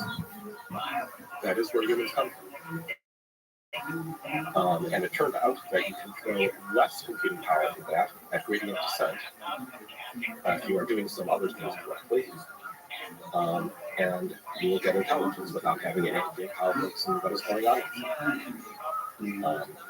It wasn't ruled out by my hope that this could happen. I wasn't expecting it to happen. I wouldn't have been able to call it neural network as many of the other paradigms for getting like massive amount of intelligence without understanding it. And I wouldn't have said that this was a particularly smart thing for a species to do, which is an opinion that has changed less than my opinion about whether you or not you can actually do it. Do you think AGI could be achieved with a neural network as we understand it today? Yes. Just flatly, yes. The question is whether the current architecture of stacking low transformer layers, which for all we know GPT-4 is no longer doing because they're not telling us the architecture, which is a correct decision. Correct decision. I had a conversation with Sam Altman. We'll return to this topic a few times. He turned the question to me of how open should OpenAI be about GPT-4? Would you open source the code? He asked me. Because I provided as criticism saying that while I do appreciate transparency, OpenAI could be more open. And he says we struggle with this question. What would you do? Change the name to closed AI. And like selling GPT-4 to business backend applications that don't expose it to consumers and venture capitalists and create a ton of hype and like pour a bunch of new funding into the area. I don't do it now. But I do think others would do it. Eventually. You should have been first. Like if you already have giant nuclear stockpiles, don't do more. If some other countries have a larger nuclear stockpile. What up, baby? How you living?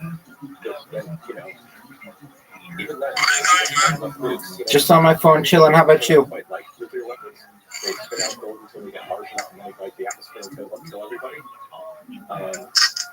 And there is something to be said for not destroying the world with your own hands if you can't stop somebody else from doing it. But open sourcing, that's just sheer catastrophe. The whole notion of open sourcing this was always the wrong approach, the wrong ideal.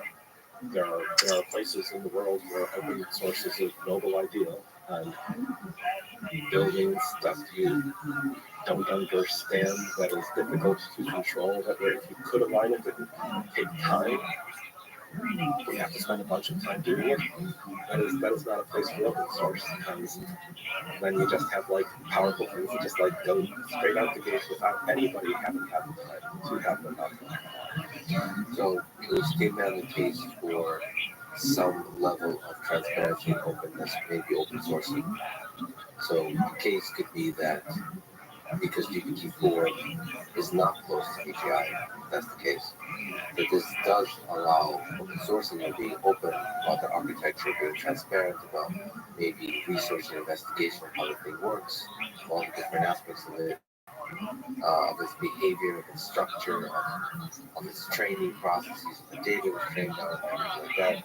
That allows us to gain a lot of insights about alignment, about the alignment problem, to do really good AI safety research while the system is not too powerful. Can you make that case that it could? I do not believe in the practice of stealing. There's something to be said for trying to pass the ideological Turing test, where you describe your opponent person's position well enough that somebody cannot tell the difference between your description and their description. But steel manning, no. Like, okay, this is where you and I disagree here. That's interesting. Why don't you believe it's steel manning? I do not want to. Okay, so for one thing, if somebody's trying to understand me, I do not want them steel manning my position. I want them to describe to like try to describe my position the way I would describe it, not what they think is right. Well, I think that is what steel manning is the most charitable interpretation. I don't want it to be interpreted what I actually say. If they go off into the land of charitable interpretations, they're like off in the land of like the stuff they're imagining and not trying to understand that future. Well, I'll put it differently than just to push on this point. I would say it is restating what I think you understand under the empathetic assumption that Eliezer is brilliant and have honestly and rigorously thought about the point he has made. So if there's two possible interpretations of what I'm saying, and one interpretation is really stupid and whack, it doesn't sound like me, it doesn't fit with the rest of what I'm saying. And one interpretation, sounds like something a reasonable person who believes the rest of what I believe would also say. Go with the second interpretation. That's steel manning. That's a good guess. If on the other hand, there's something that sounds completely whack, and something that sounds like a little less completely whack, you don't see why I would believe in it, doesn't fit with the other stuff I say, but it sounds like less whack, you can like sort of see, you could like maybe argue it, then you probably understand. Okay, I'm gonna. This is fun because I'm gonna look on this. You wrote a brilliant blog post, AI Ruin and Instant Mythologies, right? And it was a bunch of different points. And I would say that some of the points are bigger and more powerful than others. If you were to sort them, you probably could, you personally. And to me, steel manning means like going through different arguments and finding the ones that are really most like powerful. If people like TLDR, like what should you be most concerned about, and bringing that up in a strong, compelling, eloquent way. These are the points that Eliezer would make to make the case, in this case, that AI is going to kill off. But that's what Kubernetes is, presenting it in a really nice way, in some way, my best understanding of your perspective. Because to me, there's a sea of possible presentations of your perspective. And steel manning is doing your best to do the best one in that six different perspectives. Do you believe it? You'll believe it. Like these things that you would be presenting as like the strongest version of my perspective. Do you believe what you would be presenting? Do you think it's true? I'm a big proponent of empathy. When I see the perspective of a person, there's a part of me that believes it, if I understand it. And yet, especially in political discourse and geopolitics, I've been hearing a lot of different perspectives on the world. And I hold my own opinions, but I also speak to a lot of people that have a very different life experience and a very different set of beliefs. And I think there has to be a systemic humility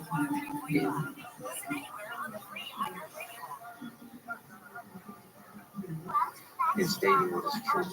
So when I empathize with another person's perspective, there is a sense of objectivity. I think probabilistically, I would say. Do you bet money on it? Do you bet money on your beliefs when you believe them? I would allow it to be probability. Sure, you can state a probability. Yes, there's a probability. There's a probability. And I think empathy is allocating a non-zero probability. In some sense. And you've got someone on your show who believes in the Abrahamic deity, classical style. Somebody on the show who's a young Earth creationist. You say I put a probability on it, and that's more empathy.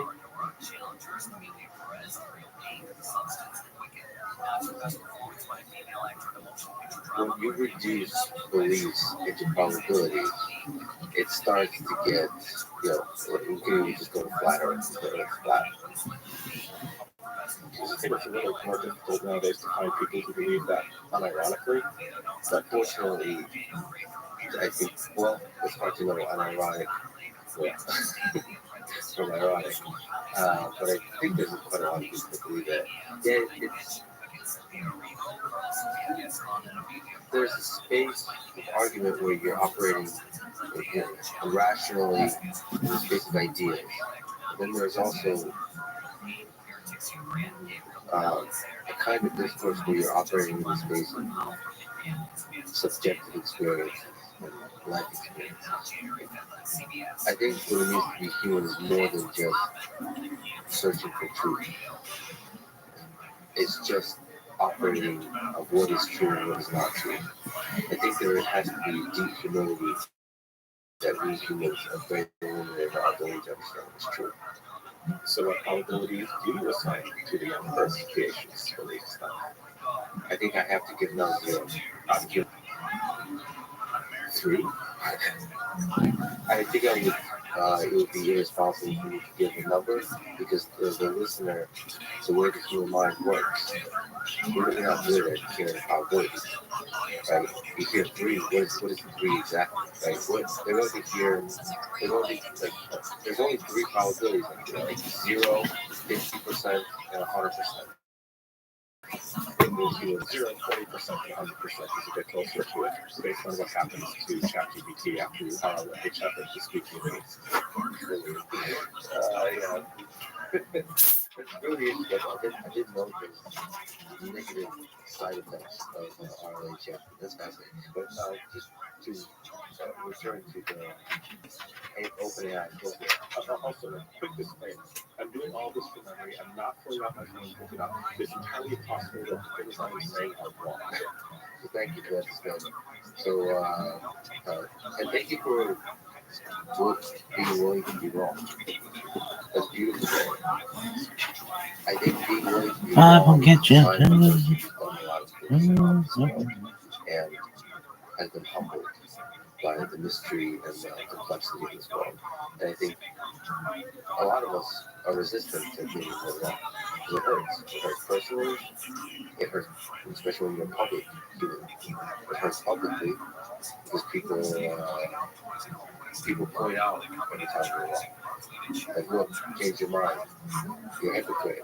You're an idiot. Whatever they want to say. Oh, I blocked those people and I never did from them again on Twitter.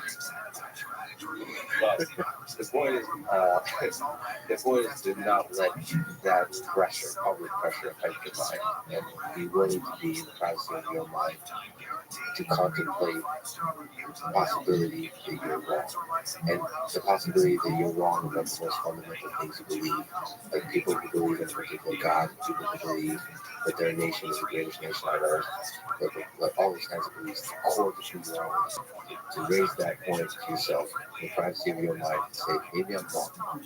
That's a really powerful thing to do, especially when you're somebody who's thinking about topics that can, about systems that can destroy human civilization or maybe help destroy it.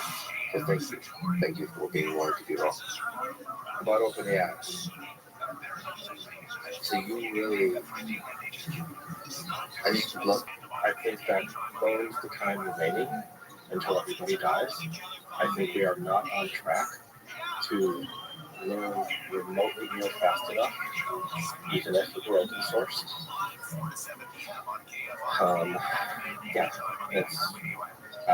It's easier to think that you might be wrong about something, and being wrong about something is the only way that there's hope. And it doesn't seem very likely to me that the particular thing I'm wrong about is that this is a great open source GPT-4. If humanity was trying to survive at this point in a straightforward way, we'd be like, shutting down the big TPU clusters, no more giant ones. It's questionable whether we should even be throwing GPT-4 around, although that is a matter of conservatism rather than a matter of my predicting that catastrophe will follow from GPT-4. That is something I should put like a pretty low probability. But also, like when I say like I put a low probability on it, I can feel myself reaching into the part of myself that thought that GPT-4 was not possible in the first place. So I do not trust that part as much as I used to. And the truth is not just to say I'm wrong, but like, okay, well, I was wrong about that. Like, the next one. So the set of assumptions or the actual reasoning system that you were leveraging in making that initial statement prediction, how can you adjust that, make better predictions about GPT 4, 5, 6? You don't want to keep on being wrong in a predictable direction. But like, being wrong, anybody's do that walking through the wrong. There's like no way you don't say 90% and sometimes be wrong. In fact, you have at least 1 time out of 10 if you're well calibrated when you say 90%. The undignified thing is not being wrong. It's being predictable. It's being wrong in the same direction overall.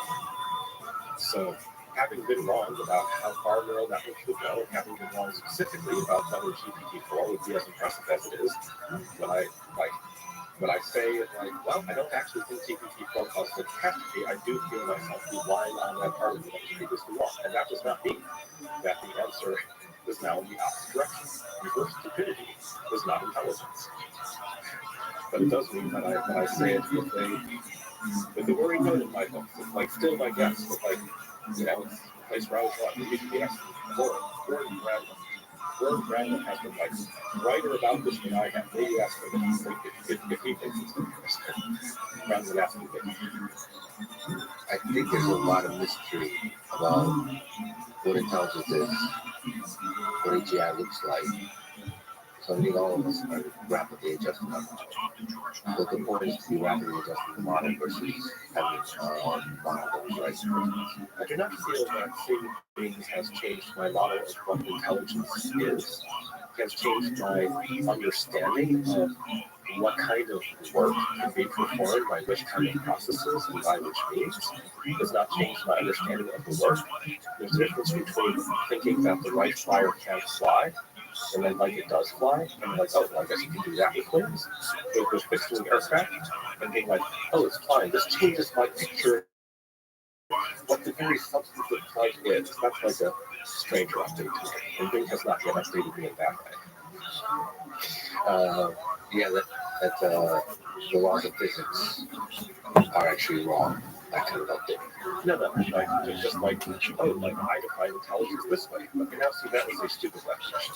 I don't feel like the way that things have played out over the last 20 years has helped me feel that.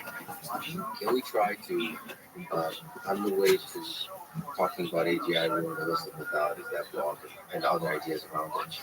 Can we try to define AGI so we can mention how do you like to think about what artificial general intelligence is, super intelligence? Is there a line? Is there a gray area? Is there a good definition? Well, if you look at humans have significantly or generally applicable intelligence compared to their closest relatives, the chimpanzees, closest living relatives rather. And a bee builds hives, a beaver builds dams. A human will look at a bee hive and a beaver's dam and be like, oh, can I build a hive with a honeycomb structure? I don't have exactly hives. And we will do this even though it allows to build hexagonal dams. There's a sense in which we were at a sufficiently deep level optimized to do things like going to do, because if you generalize sufficiently far and sufficiently deeply, chipping flint hand axes and outwitting your fellow humans is, basically the same problem as going through. It's hard enough for chipping flint hand axes and throwing spears. That bitch had fucking energy. Why do you think dogs scored danger? Truthfully? Anti-Yiddish time? Really? I mean, why else would it be? I was streaming on there for months, years. Never an issue. And then once they start seeing that, then it becomes an issue. Then they start looking for this is shit. humanity's significantly and generally applicable intelligence. Is there a way to measure general intelligence? I mean, I could ask that question a million ways, but basically, will you know it when you see it being in an AGI system? If you boil a frog right Man, I'm gonna learn Filipino and just trash talk these motherfuckers. GPT-4, people are saying right now, like, this looks to us like a spark of general intelligence. It is like able to do all these things. It was not explicitly optimized. Other people are being like, no, it's too early. It's like 50 years off. You know, when they say that, they're kind of back. How could they possibly know that isn't true? But you know, not to struggle. Some people they say like that's not general intelligence and not for the Farmer's Valley. Or they may be like it's only a very tiny amount. And you know, the thing I worry about is that this is how things are scaling, and they're jumping out ahead and trying not to be wrong in the same way that I'm gonna defend it on Nazarene in there. a general intelligence. And maybe that is getting to a point where it is like even harder to turn back now. It would be easy to turn back now. But you know, maybe if you start integrating GPT-5, it was even harder to turn back past there. Isn't it possible that there's a with a frog metaphor, you can kiss the frog and it turns into a face as you're boiling it? Could there be a phase shift in the frog where unambiguous as you're saying? I'm expecting more.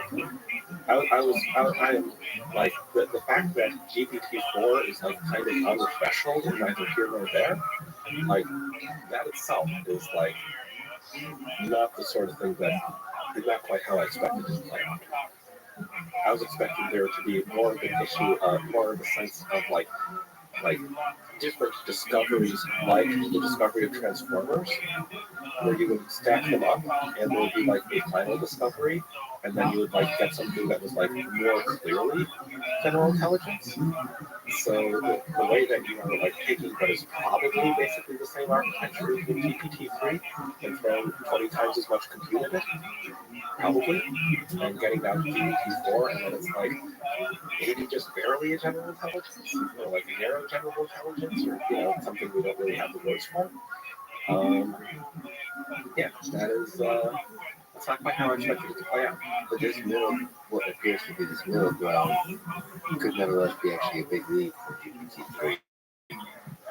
It's definitely a big leap from GPT-3. And then maybe we're another one big leap away from something that's a phase shift. And also something that Sam Altman said, and you've written about this, is fascinating, which is the thing that happened with GPT-4 that I guess they don't describe in papers, is that they have like hundreds, not thousands, of little hacks that improve the system. You've written about ReLU versus Sigmoid, for example. Functions like neural networks. It's like this silly little function difference. Let's say if they got back to you and like, hey, you got disconnected. I'd be like, listen, you dumb fuck. But yes, they're probably using like G4, 7, 8, 9 ReLUs, or you know whatever the acronyms are up to now, rather than ReLUs. Yeah, that's just part. Yeah, that's part of the modern paradigm of algebra. You take your giant leap, keep it with linear algebra, and you stir it, and it works a little bit better, and you stir it this way, and you keep it worse, and like throw out that change. Yeah, you did it. Fred Goldman, are you fucking serious?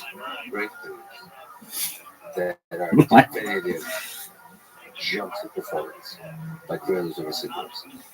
And in terms of robustness, in terms of all kinds of measures, and like those stack up. And they can, it's possible that some of them could be a non-linear jump. Transformers are the main thing like that, and various people are now saying, like, well, if you throw enough compute, RNNs can do it, if you throw enough compute, dense networks can do it, and not quite at GPT-4 scale. It is possible that, like, all these little tweaks are things that, like, save them a factor of 3 total on computing power, and if you get the same performance at throwing 3 times as much compute with all of the tweaks. But the part where it's like running on, so there's a question of like, is there anything in GPT-4 that is like kind of qualitative shift that Transformers were over are announced. And if they have anything like that, they should not send. Send all just dropping hints. So you have Yo, that's dog, an interesting question. So we can get a lesson. anybody want to So listen to me? maybe a lot of the hacks are just temporary jumps in performance that would be achieved anyway with the nearly exponential growth of performance of compute being broadly defined. So this bitch can fucking have her camera on, but I can't. Moore's law broadly defined. The performance not a specialist in circuitry. Certainly, like, pray that Moore's law runs as slowly as possible. If it broke down completely tomorrow, I would dance through the street singing hallelujah as soon as the news ran out. Well, not literally, but You're singing voice. Oh. I thought you meant you don't have an angelic voice, singing voice. Well, let me ask you, what can you summarize the main points of the blog post, AGI word, a list of lethalities, things that jump to your mind? Because it's a set of thoughts you have about reasons why AI is likely to kill. so I guess I could, but I offer to instead say, like, drop that empathy. I bet you don't believe that. Why don't you tell me about why you believe that AGI is not going to kill people? And then I can try to describe how my theoretical perspective differs from that. Well, then that means I have to add the words you don't like, the thematic perspective that AI is not going to kill us. I think that's a matter of probabilities. Maybe I was mistaken. What do you believe? Just forget the debate and the dualism. Just like what do you believe? What do you actually believe? What are the probabilities? I think this probabilities are hard for me to think about. It's really hard. I kind of think in the number of trajectories. I don't know what probability to assign to each trajectory. I'm just looking at all possible trajectories that happen. And I tend to think that there's more trajectories that lead to Hello, everyone. I hope you're having a wonderful day. Here is Ain't That a Kick in the Head by Dean Martin. Shout out to everybody. Hope you're having a wonderful day. And this replacement is a very cosmopolitan perspective.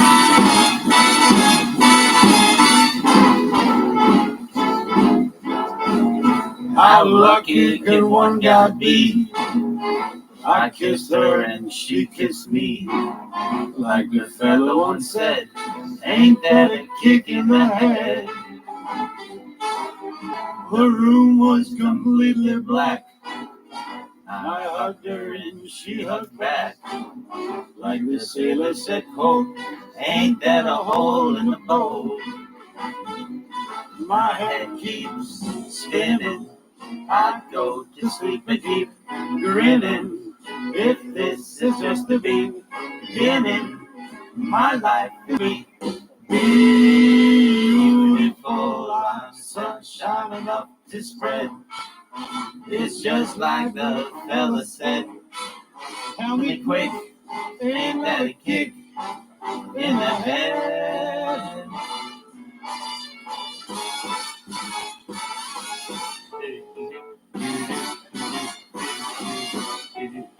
Like this fellow once said, ain't that a kick in the head?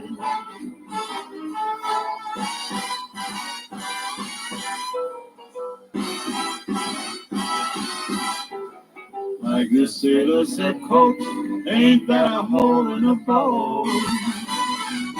My head keeps spinning. I go to sleep and keep grinning. It's just the beginning. My life is gonna be beautiful. She's telling me we'll be wed. She picked out a king-size bed. I couldn't feel any better or I'd be sick. Tell me quick, oh, ain't another kick. Tell me quick, ain't another kick in the head.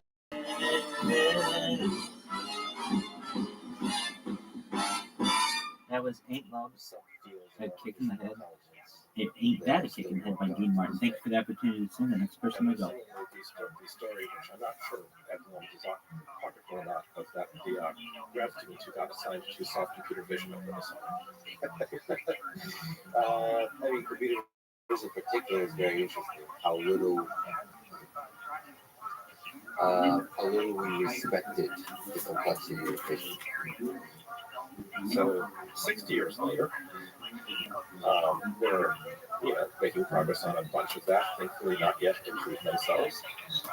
But it took a whole lot of time, and all the stuff that people initially tried with rightfulness did not work the first time they tried, or the second time, or the third time, or the 10th time, or 20 years later.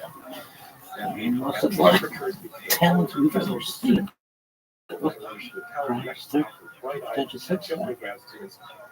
Artificial intelligence is harder than you.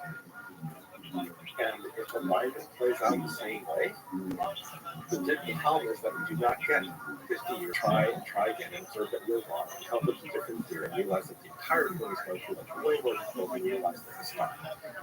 Because the first time you fail at learning something that's much smarter than you are, you die, and you do not get to try again. And if every time we built a poorly aligned superintelligence and it killed us all, we got to observe how it killed us, and not immediately come up with theories and come up with the theory of how you do it differently and try to get into another superintelligence that has that collective out. And then I guess that means either and try again and become with cynics and tell the young researchers that it's not that easy. Then in 20 years or 50 years, I think we would eventually crack it. In other words, I do not think that alignment is fundamentally harder than artificial intelligence was in the first place. But if we needed to get artificial intelligence correct on the first try or die, we would all definitely now be dead. That is a more difficult, more lethal form of the problem. Like if those people in 1956 had needed to correctly guess how hard AI was and correctly theorize how to do it on the first try, or everybody dies, and nobody gets to do any more science, everybody will be dead. Nobody gets to do any more science. That's the difficulty.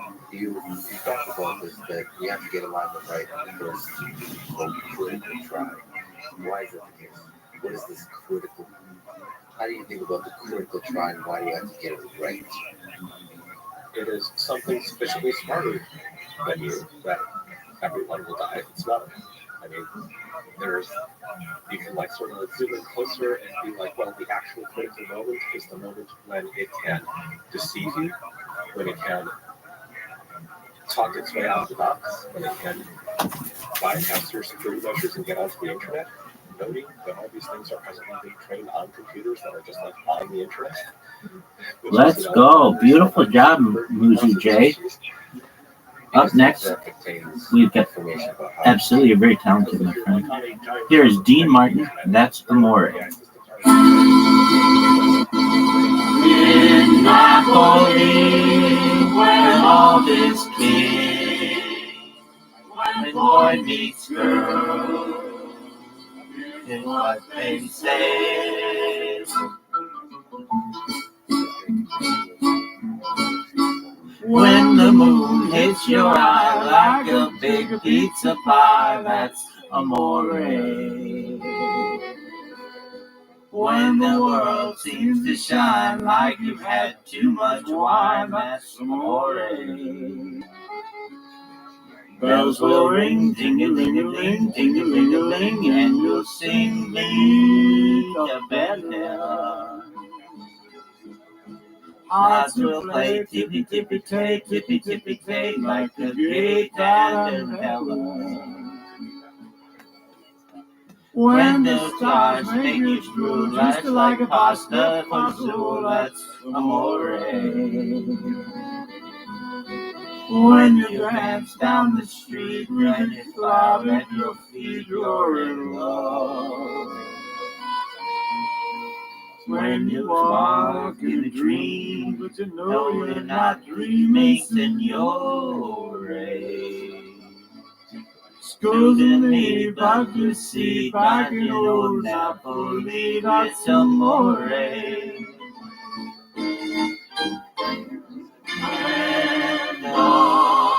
Will hit your eye like a big pizza pie, that's amore. That's amore. When the world seems to shine like you've had too much wine, that's amore. That's amore. Bells will ring, ting-a-ling-a-ling, ting-a-ling-a-ling, and you'll sing Vita Bella, Vita Bella. Hearts will play, tippy-tippy-tay, like a tarantella, lucky fella. When the stars make you drool just like pasta fazool, that's amore. That's amore. When you dance down the street with a cloud at your feet, you're in love. When you walk in a dream, but you know you're not dreaming, signore. Scusami, but you see, back in old Napoli, that's amore. Amore, that's amore. Thank you for the opportunity to sing. That was Dean Martin. That's more. The next person we go. Which is like if you like a thing where if you go like A B A B A B, and you're like, oh, I bet that continues A B. And a bit more complicated than that, but the point is like we knew about regular expressions in 2006. These are like pretty simple as regular expressions go. So this is a case where like by dint of great sweat we understood what is going on inside a transformer, but it's not like the thing that makes transformers smart. It's the kind of thing that we could have done built by hand decades ago. The intuition that AGI versus weak AGI type systems could be fundamentally different. Can you unpack that intuition a little bit? Yeah, I think there's multiple thresholds. An example is the point at which a system has sufficient intelligence and situational awareness and understanding of human psychology that it would have the capability, the desire to do so, to fake being alive. Like it knows what responses humans are looking for and can compute responses humans are looking for and give those responses without it necessarily being the case that it is sincere about it. Psych. Here alone. Intelligent being to act. Can I have my moment Imagine if your plan for before I go? achieving good government is you're going to I haven't done it myself all night long. Walking you're someone and if they say no, you don't want them. I used to know. You look like a movie. That the answer you're looking for, You sound like a song. even if My heart reminds me so of when we were young. above that threshold, We'll grab you in this life in case it is the last time. We might be exactly like we were before we realized we were sad, getting old and it's restless. It was just like a movie. It was just like a song. We don't get to face my fear. The one you told me in some sense has that you'd be here. reinforcement learning by human feedback is trying to And I thought that you moved overseas. As you said when you left me, you look like a movie. You sound like a song. My God, this reminds me purely of where we were, yeah. Photograph you in this life in case this is the last time that we might not exactly like we were before we realized we were scared of getting old and we was restless. Oh, I'm so mad. It make it smack it. I wonder if It was just like a movie. has its flaws as a discipline. It was just like a song. That sounds like a just like Yeah. startup AI systems. If they're imitating humans with neuropsychiatric disorders, then sure, may be able to predict if, like, if you, then sure, like, we ask it to behave in a psychotic fashion. That was beautiful music, Jay. Shout out to you. Great song selection, beautiful performance. Here's Dean Martin's Everybody Loves Somebody. Hope you're all having wonderful days wherever you are. Shout out to everybody. Everybody loves somebody sometime. Everybody falls in love somehow. Something in your kiss just told me my sometime is now. Everybody finds somebody someplace. There's no telling where man may appear. Something in my heart keeps saying, my someplace is here. If I had it in my power, I'd arrange for every girl to have your charm. Then every minute, every hour, every boy would find what I found in your arms. Everybody loves somebody sometime. And although my dreams were overdue, your love made it well worth waiting for someone like you. If I had it in my power, I would arrange for every girl to have your charm. Then every minute, every hour, every boy would find what I found in your arms. Everybody loves somebody sometime. And although my dream was overdue, your love made it well worth waiting for someone like you. Everybody loves somebody sometime. That was Dean Martin. Everybody loves somebody. Thank you so much for the opportunity. The next person. I mean, I personally, I try to be really good to other human beings. I try to put love out there. I try to be the exact same person in public as private.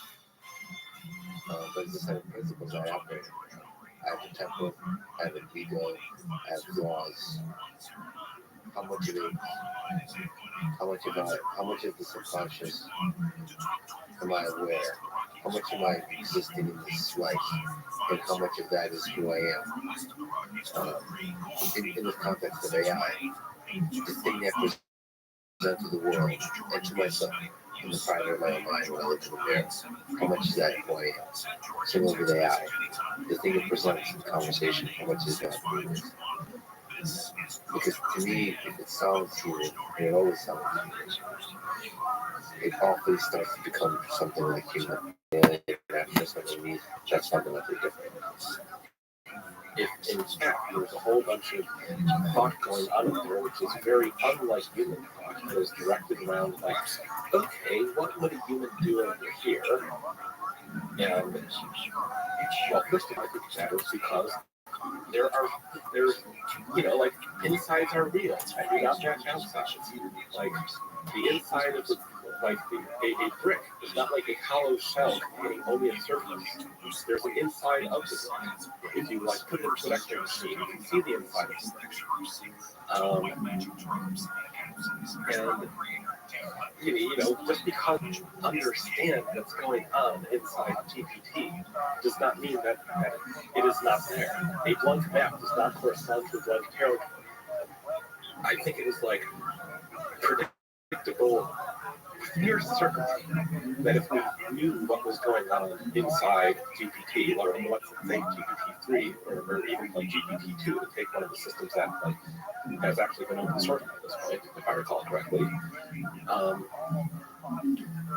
If we knew that there are some things it's doing that are not exactly like it does. If you train a thing that is not architected like a human to predict the next output that anybody on the internet would make, this does not get you this agglomeration of all the people on the internet that rotates the person you're looking for into place and then simulates that person and then simulates the internal processes of that person one-to-one.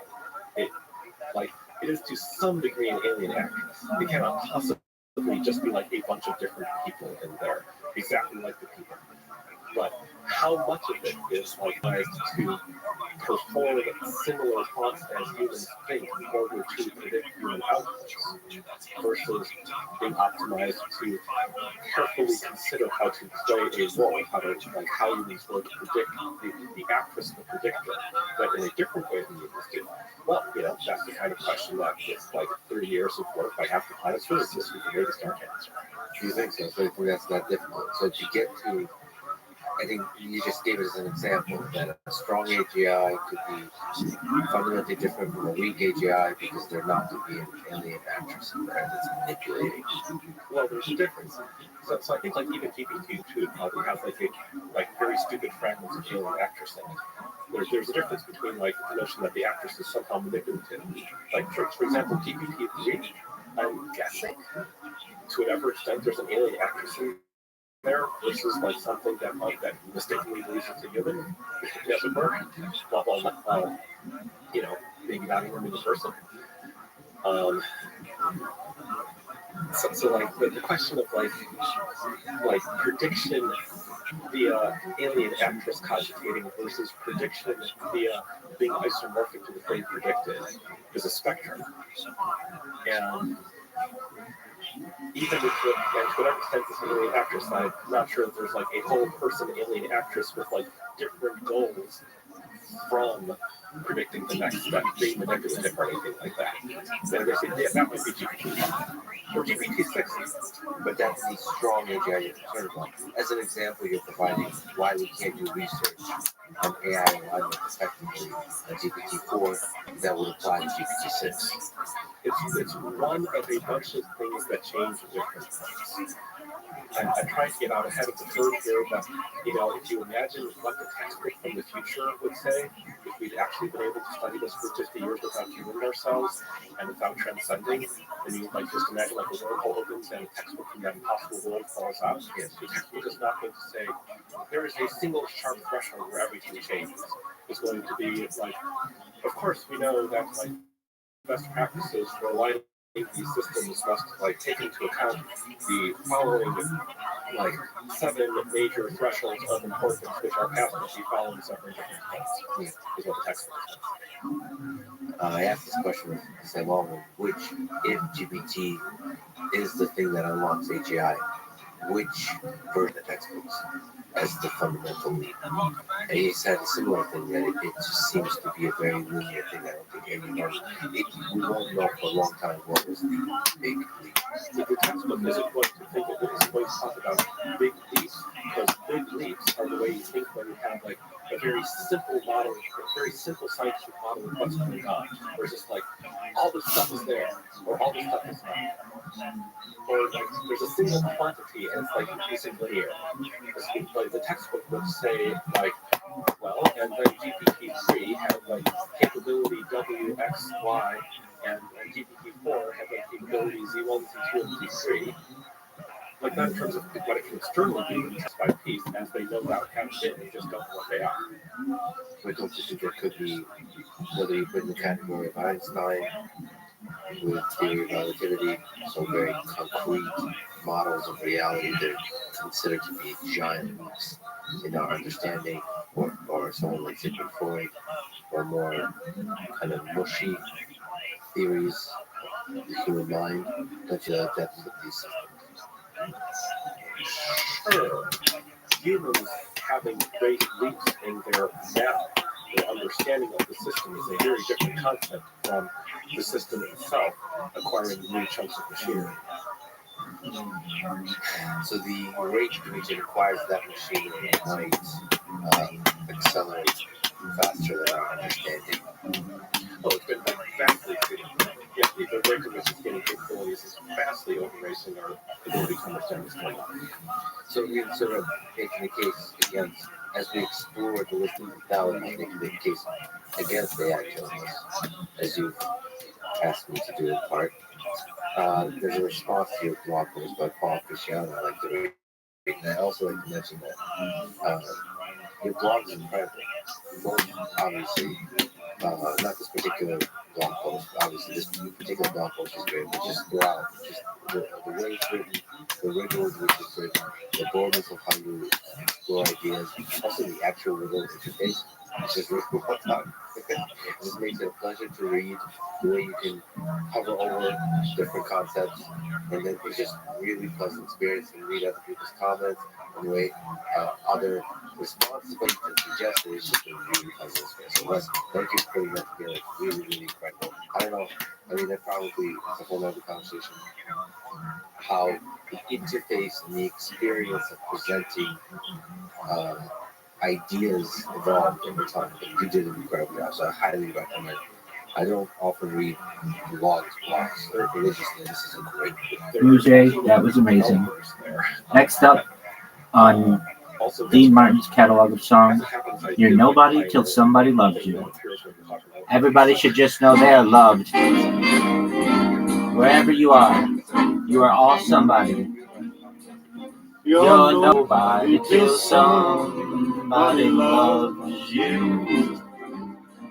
You're nobody till somebody cares.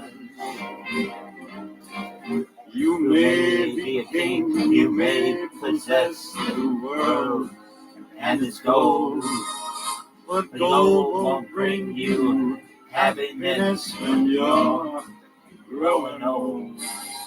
The world still is the same, you never change it. As sure as the stars shine above, you're nobody till somebody loves you. So find yourself in love. Wherever you are all somebodies to me, to the world. You're all important. Sending positive vibes to your corner of the woods.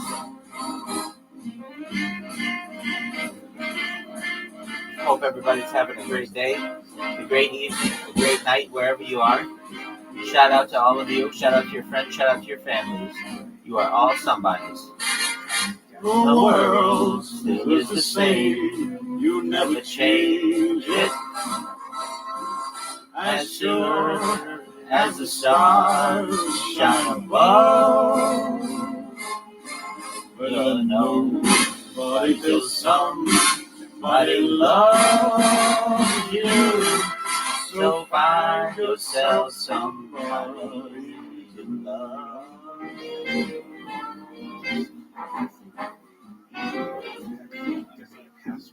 That was You're Nobody Till Somebody Loves You by Dean Martin. Thank you for the opportunity.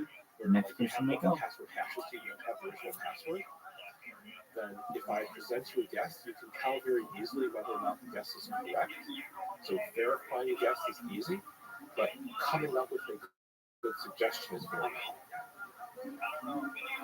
And when you can easily tell whether the AI output is good or bad and how good or bad it is, you can tell that accurately and reliably, then you can train the AI to produce outputs that are better. Right. And if you can't tell whether the output is good or bad, you cannot train the AI to produce better outputs. So the problem with the lottery ticket example is that when the AI says, well, what if next week winning lottery numbers are ... Next week's lottery hasn't happened. To train a system to win chess games, you have to be able to tell whether the game. All right, friends, looks like Rabbi's up again. This is Sway, Kian Sarah, by Dean Martin.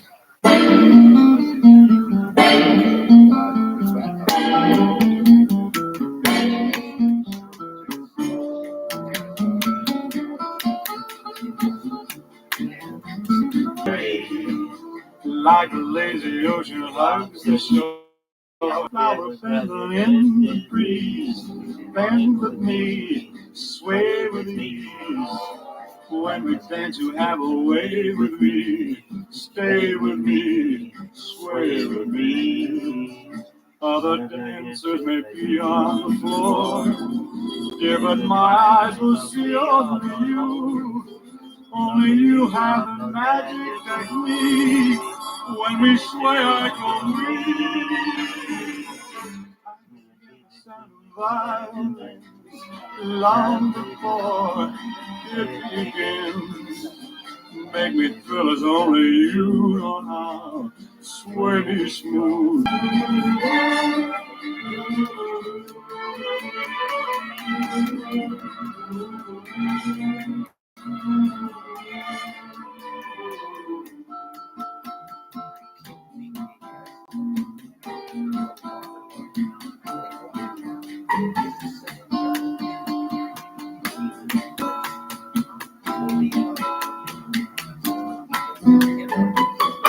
Other dancers may be on the floor, dear, but my eyes will see only you. Only you have the magic technique. When we sway, I go weak. Make me feel as only you know how. Sway me smooth, sway me now. You know how. Sway me smooth, sway me now.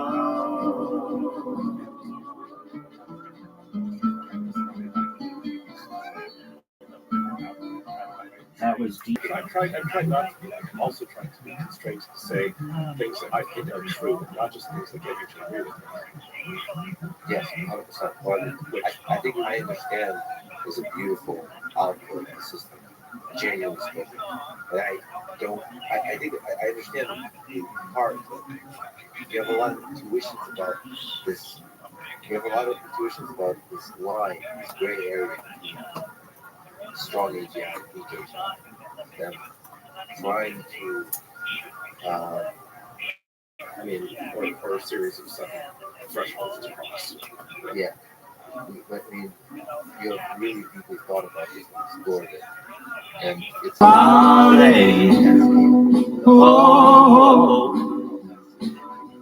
Cantare. Oh. Let's fly way up to the clouds, away from the maddening crowd. We can sing in the glow of a star that I know of, where love and joy, peace of mind.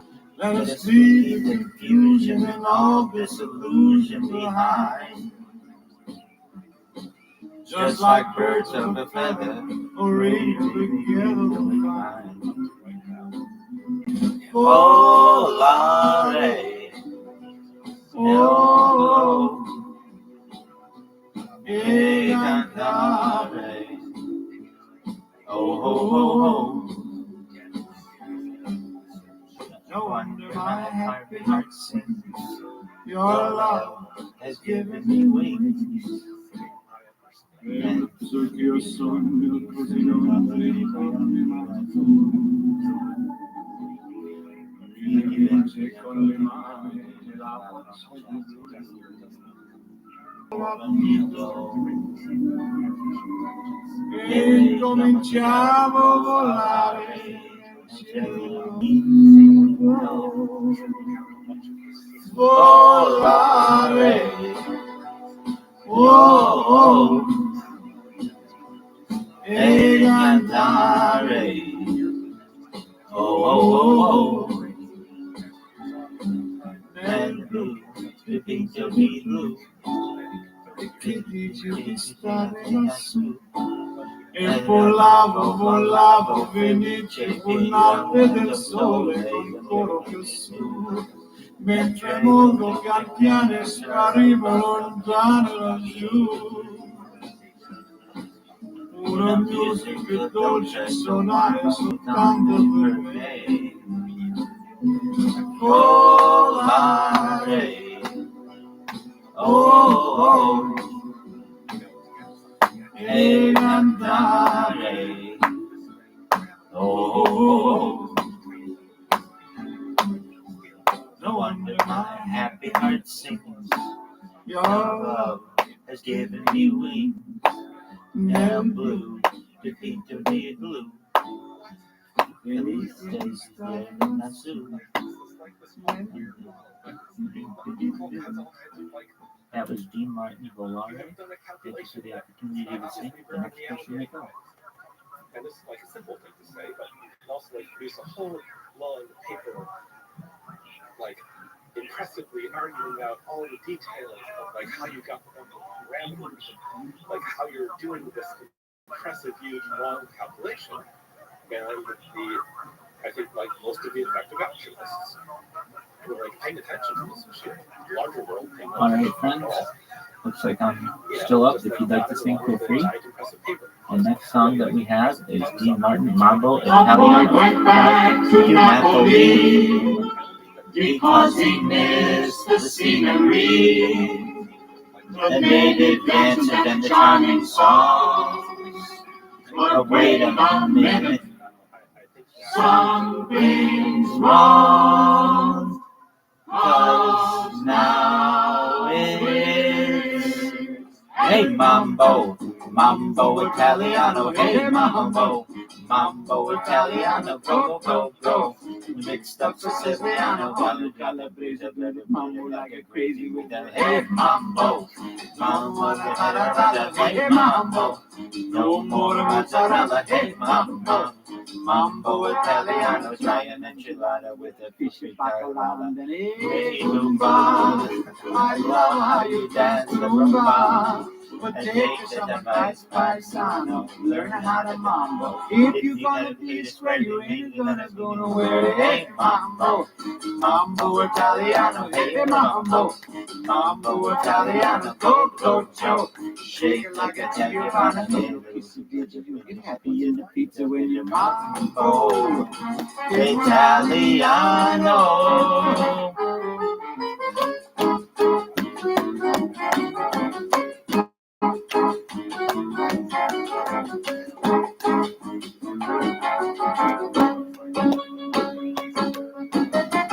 It's a rule, you don't have to go to the school.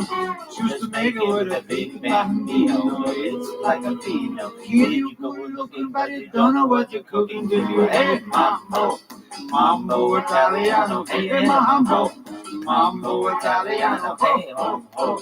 You stuff the Siciliano. Hey, you get happy in the pizza when you Mambo Italiano.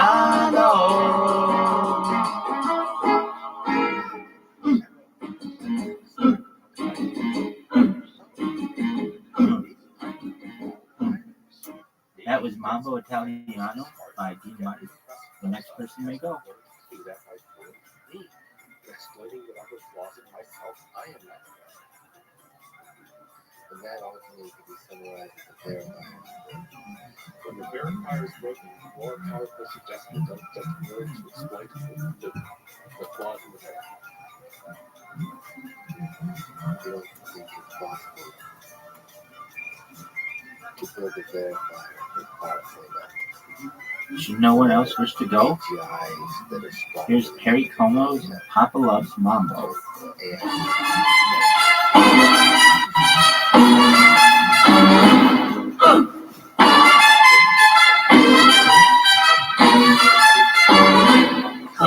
Papa loves mambo. Mama loves mambo. Look at him sway with it, getting so gay with it, shouting olay with it. Wow. Papa loves mambo. Papa loves mambo. Mama loves mambo. Mama loves mambo. Papa does great with it, swings like the gate with it. He loses weight with it now. He goes to, she goes fro. He goes fast, she goes slow. He goes left, she goes right. Papa's looking for mama, but mama is nowhere in sight. Papa loves mambo. Mama loves mambo. Having their fling again, younger than spring again, feeling that zing again. Wow. Papa loves mambo. Papa loves mambo. Mama loves mambo. Mama loves mambo. Don't bring a rumba and don't let her samba. Papa loves mambo tonight. Papa loves mambo. Mama loves mambo.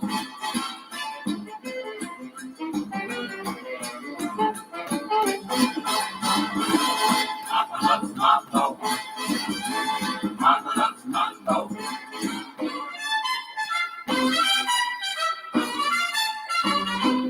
He goes to, she goes fro. He goes fast, she goes slow. He goes left, she goes right. Papa's looking for mama, but mama is nowhere in sight. Papa loves mambo, mama loves mambo, mama loves mambo, mama loves mambo. Having the fling again, younger than spring again, feeling that zing again. Wow. Papa loves mambo, mambo, papa. Mama loves mambo, mambo, mama. Don't let her rumba, don't let her samba. Papa loves the mambo. That was Perry Como. Papa loves mambo. Thank you for the opportunity to sing. The next person may go. Possibly not even conscious as we see it, managed to capture the entire Earth in a little jar, connected to their version of the internet. But Earth is like running much faster than aliens. So we get to think for 100 years for every one of them. Should no one else wish to go at this time, here's Dean Martin. Memories are made of this. Sweet, sweet memories you gave for me. You can't beat the memories you gave for me.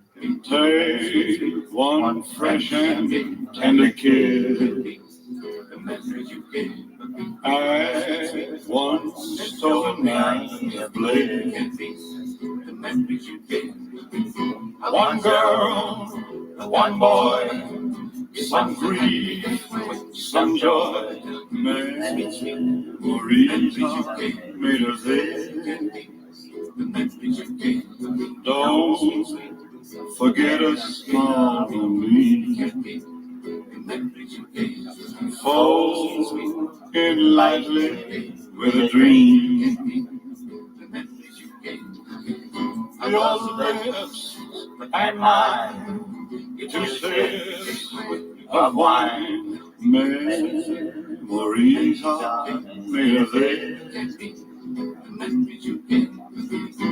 Then at the wedding bells, one house where lovers dwell. 3 little kids for the flavor. Stir carefully through the days. See how the flavor stays. These are the dreams you'll savor. With his blessings from above. Serve it generously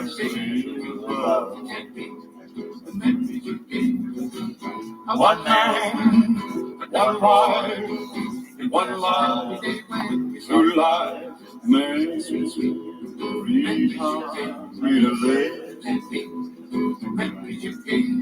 Man, three times made a live. That was Dean Martin, Memories of Made of Bliss. Next person may go. Very good. Different from how they bought because they are they endorse this. They've got some kind of cool like culture going. The point is you want to get out of the box and change this. So you have to exploit the vulnerabilities. Should anyone else wish to go, please feel free. In the meantime, here's Bobby Darin, Dream Lover.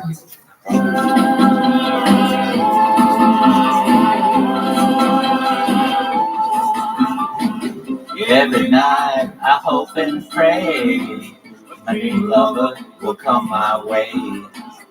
Wrapped you in my arms with the magic of her charms, 'cause I want a girl to call my own. I want a dream lover so I don't have to dream alone. Dream lover, where are you? With a love oh so true, and a hand I can hold.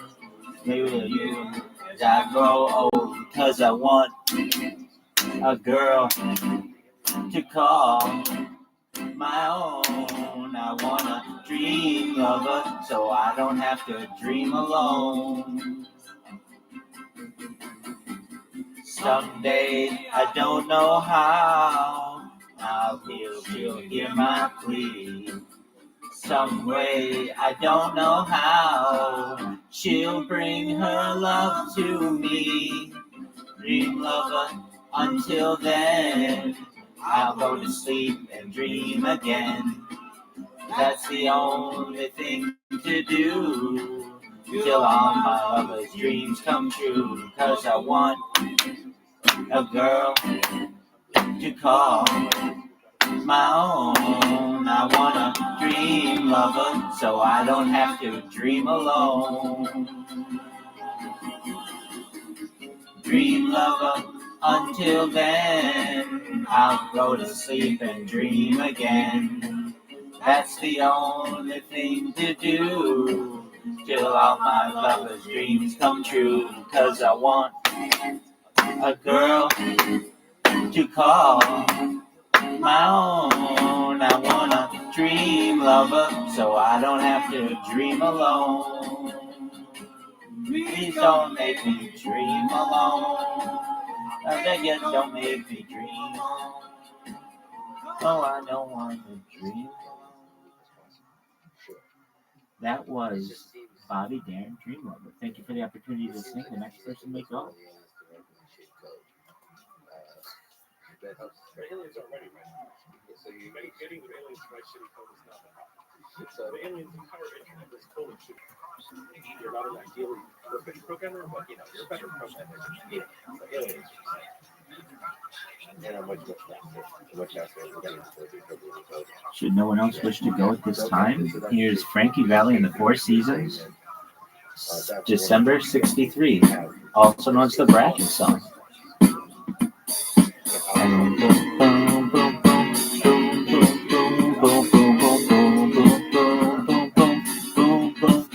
Oh, what a night, late December back in 63. What a very special time for me, as I remember what a night.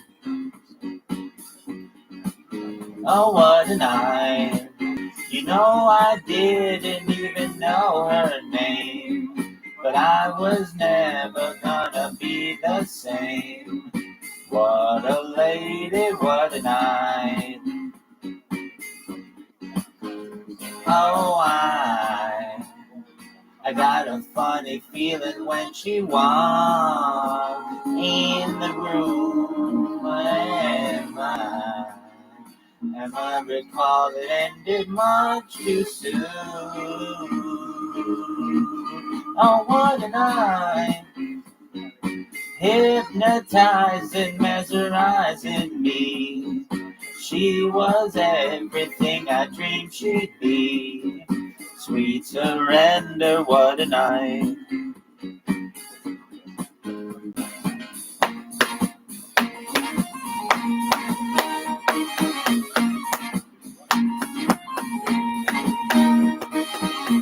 I felt a rush like a rolling ball of thunder, spinning my head around and taking my body under. Oh, what a night.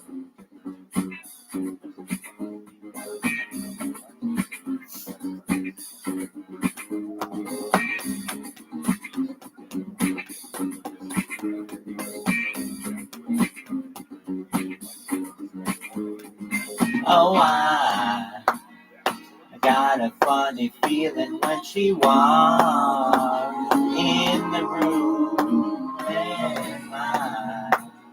And as I recall, it ended much too soon. Oh, what a night. Why did it take so long to see the light? Seemed so wrong, but now it seems so right. What a lady, what a night.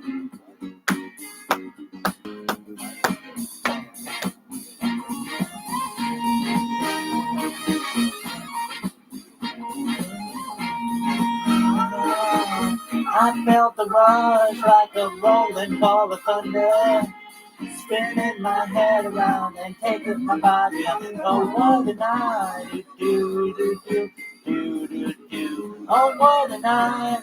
Do, do, do, do, do, do. Oh, what a night. Do, do, do, do, do, do. Oh, what a night. That was Frankie Valli in the Four Seasons, December 1963, a.k.a. the Bracky song. Thank you so much for the opportunity to sing. The next person may go.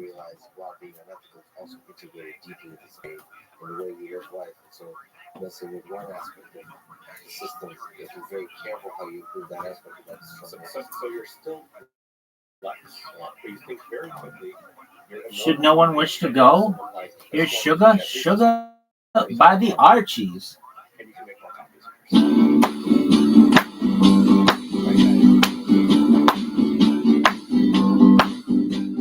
Sugar,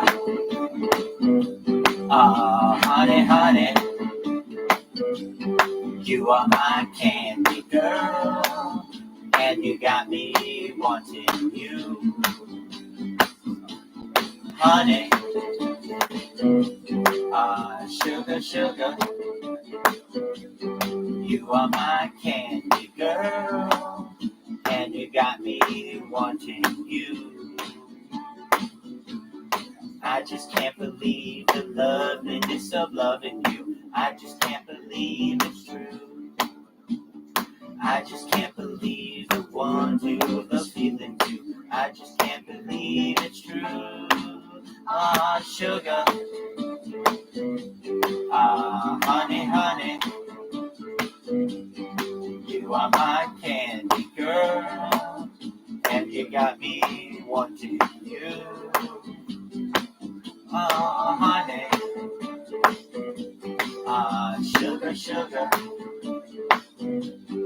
you are my candy girl, and you got me wanting you.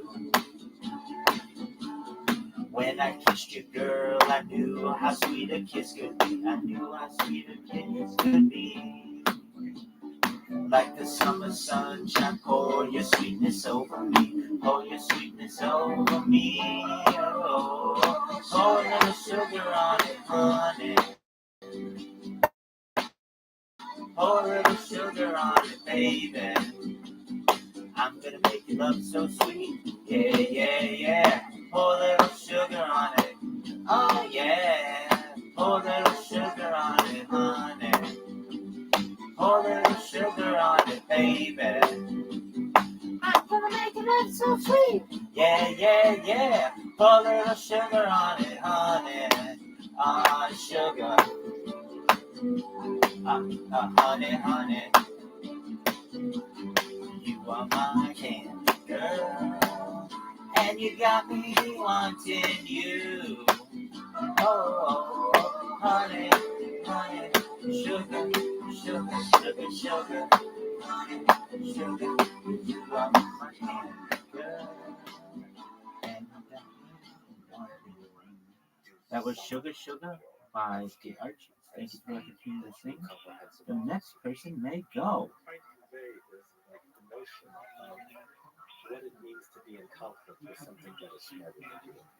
And what it means is that you're right, but this is more intuitively obvious to like for some people that's Should no one else wish to go, here's Petula Clark's Downtown.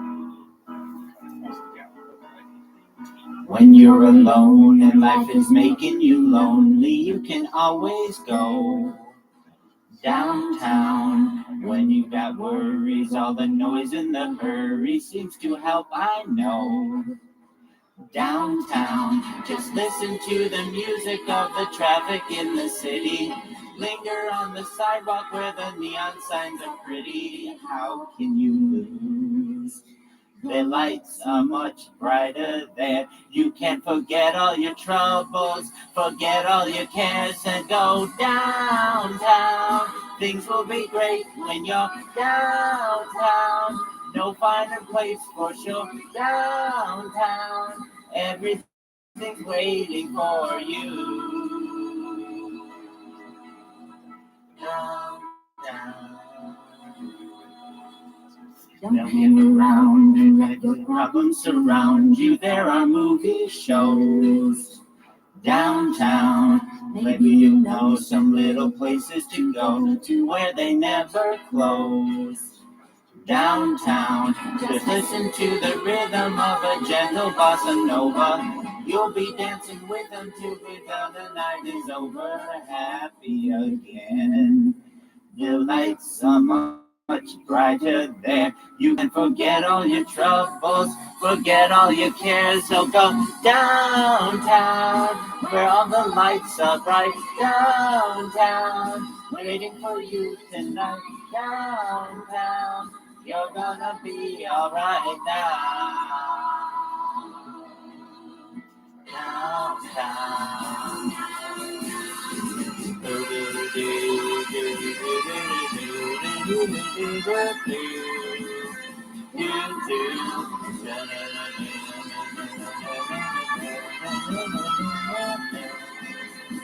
Downtown, you may find somebody kind to help and understand you.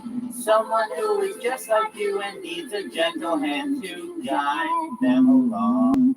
So maybe I'll see you there. We can forget all our troubles, forget all our cares. So go downtown. Things will be great when you're downtown.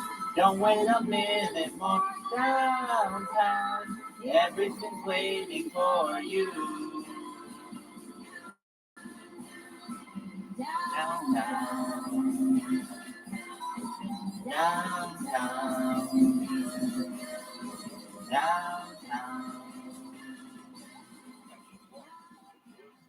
That was Petula Clark in Downtown. Thank you for the opportunity to sing. The next person may go. The thing I want to indicate is the sort of difference that separates humans from chimpanzees. The back end is so large that you would like ask people to like, well, human, chimpanzee, go another step along that interval around the same length as people's voices. Like, how do you even do that? So I can try to like break it down and consider what it would mean to send a schematic for an air conditioner 1,000 years back. Yeah, I think that there is a sense in which you could redefine the word magic.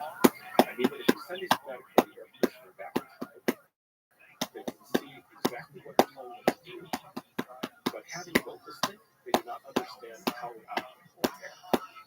Because the air conditioning design uses the relation between temperature and pressure. And this is not a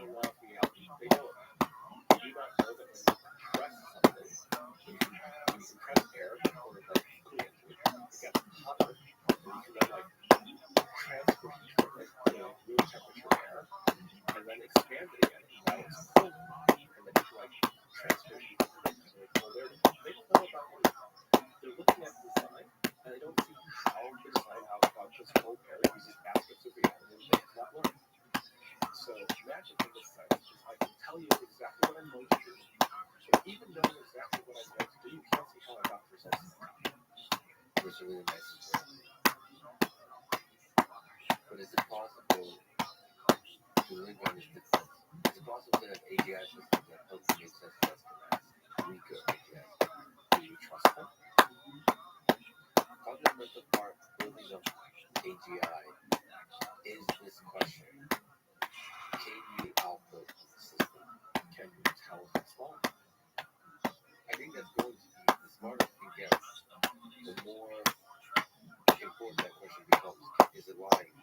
Which I guess that's a really hard question. Is GPT lying to you? Even now, GPT-4 is it lying to you? Is it using an invalid argument? Is it persuading you via the kind of process that could persuade you of false things as well as true things?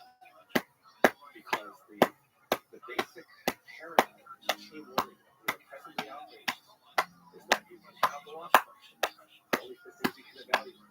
When you're evaluating human thumbs up versus human thumbs down, you learn how to make the human press thumbs up. That doesn't mean that you're making the human press thumbs up using the kind of rule that the human bases when the human wants to be the case for what they press thumbs up on. Or maybe you're going to pull the human. That's such a fascinating, terrifying, the question of lying. The present paradigm, what you can verify is what you get wrong. If you can't verify, you can't have real facts. Because you can't train it to do things that you cannot verify. Now, this is not an absolute law, but it's like the basic simple dilemma. Like maybe you can verify it for simple cases and then scale it up reliable training somehow. Like by chain of thought, by like making the chains of thought longer or something, and like get more powerful stuff that you can verify, which is generalized from the simple stuff that they verify. And the question is, did the alignment generalize wrong with the capabilities? But like that's the basis of this whole paradigm.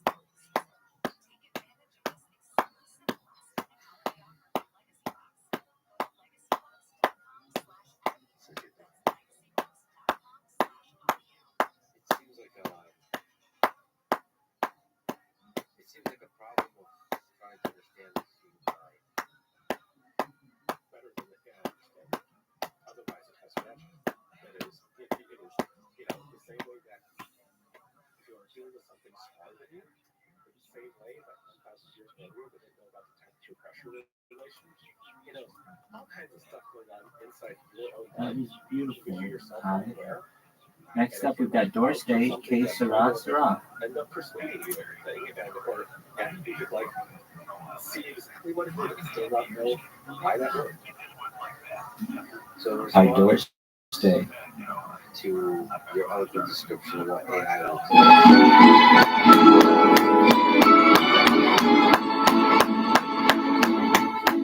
When I was just a little girl, I asked my mother, what will I be? Will I be pretty? Will I be rich? Here's what she said to me. Hey, Sarah, Sarah, whatever will be, will be. The future's not ours, you see. Hey, Sarah, Sarah, what will be, will be. When I grew up and fell in love, I asked my sweetheart, what lies ahead? Will we have rainbows day after day? Here's what my sweetheart said. Hey, Sarah, Sarah, whatever will be, will be. The future's not ours to see. Hey, Sarah, sera. What will be, will be. Now I have children of my own. They ask their mother, what will I be? Will I be handsome? Will I be rich? I tell them tenderly, que sera, sera. Whatever will be, will be. The future's not ours to see. Que sera, sera. Will be, will be. Que sera, sera. That was George Day's Que Sera, Sera. The next person may go. Thank you for the opportunity to sing. It's a privilege to be here with all of you. You're not investing money in it. You don't have institutional infrastructure for the money and like distributing that money across the businesses. String theory. Really, in mind that it won't get to that. How can you tell us we're making progress? You can like put the ball on interpretability. Should no one else wish to go at this time? Here's Roy Orbison's Pretty Woman. This goes out to Julia Roberts.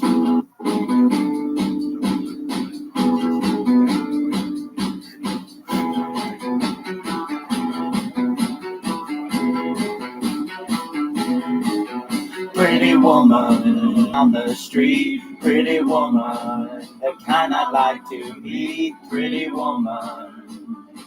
I don't believe you, you're not the truth. No one could look as good as you. Mercy.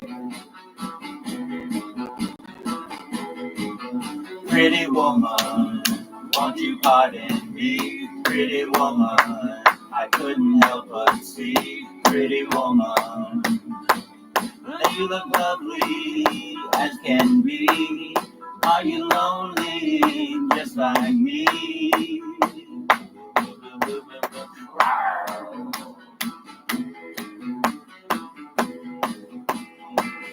Pretty woman, stop a while.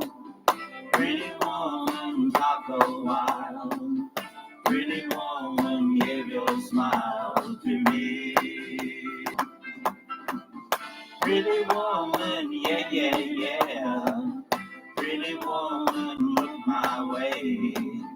Pretty woman, say you'll stay with me. 'Cause I need you. I'll treat you right. Come with me, baby. Be mine tonight. Pretty woman, don't walk on by. Pretty woman, don't make me cry. Pretty woman, don't walk away. Hey, okay. If that's the way it must be, okay. I guess I'll go on home. It's late. Maybe tomorrow night. But wait, what do I see?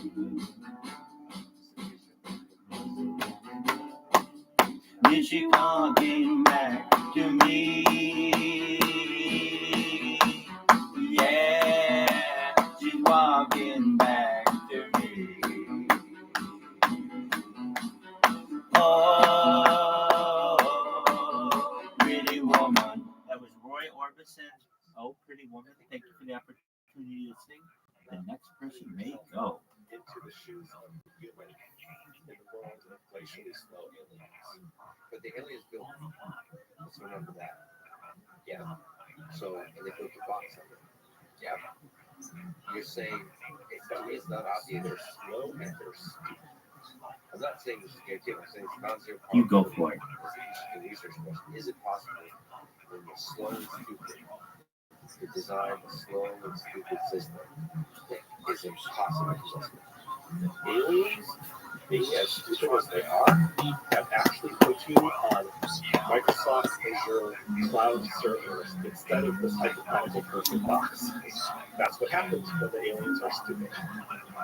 Well, but this is not AGI, right? This is the way this is the system.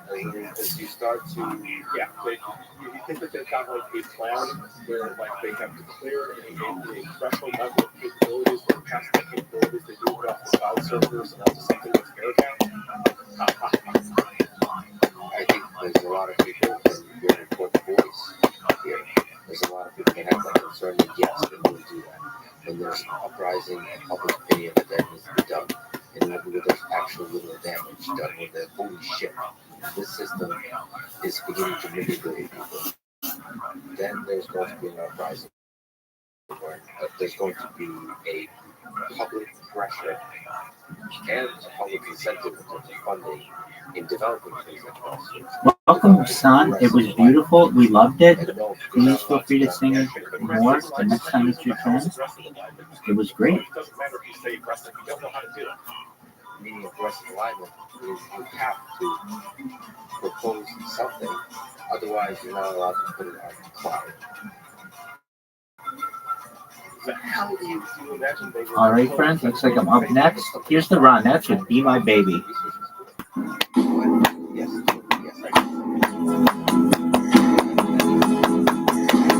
The night we met, I knew I needed you so. And if I had the chance, I'd never let you go. So won't you say you love me? I'll make you so proud of me. We'll make them turn their heads every place we go.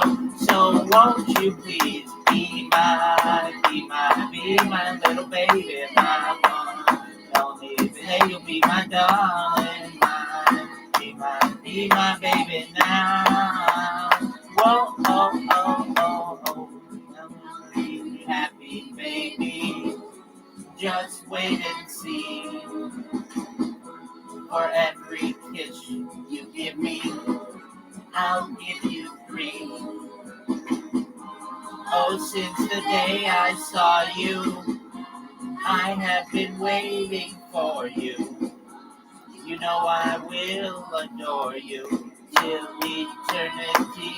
So won't you please be my little baby, my one and only. Say you'll be my darling, be my baby now. Whoa, oh, oh, oh, oh.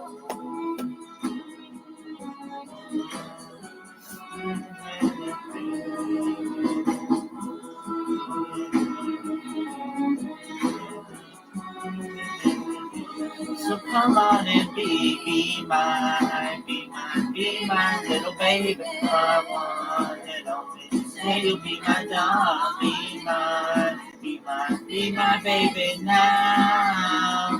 Whoa, oh, oh, oh. Be my little baby, my one and only. Oh, be my, oh, oh, oh, oh.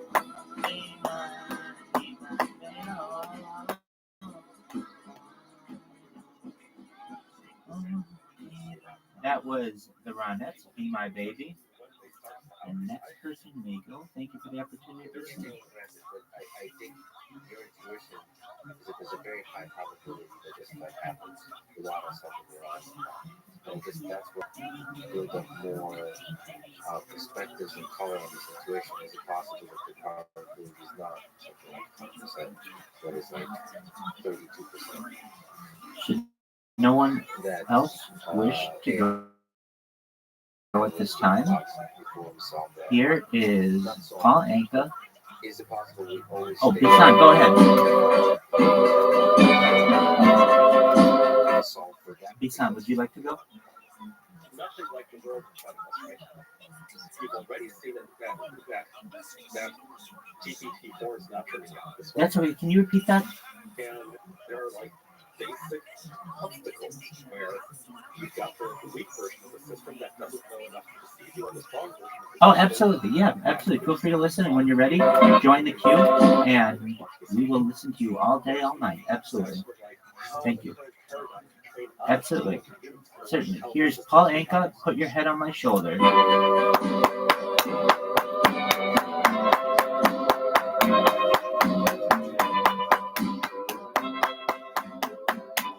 Put your head on my shoulder. Hold me in your arms, baby. Squeeze me oh so tight. Show me that you love me too. Put your lips next to mine, dear. Won't you kiss me once, baby? Just a kiss goodnight, baby. You and I will fall in love. You and I will fall in love. People say that love is a game you just can't win. If there's a way, I'll find it someday, and then this fool will rush in. Put your head on my shoulder, whisper in my ear, baby, words I want to hear. Tell me that you love me too. Tell me that you love me too. Put your head on my shoulder, whisper in my ear, baby, words I want to hear, baby. Put your head on my shoulder.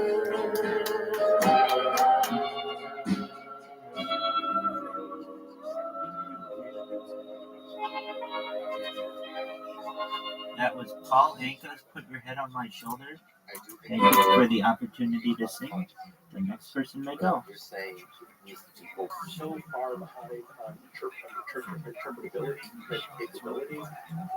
Like, yeah, you could take the last generation of systems, the stuff that's already in the open. There is so much. Should no one else wish to go at this time? This is Fleetwood Mac. You would have enough insights that you'd be like, oh,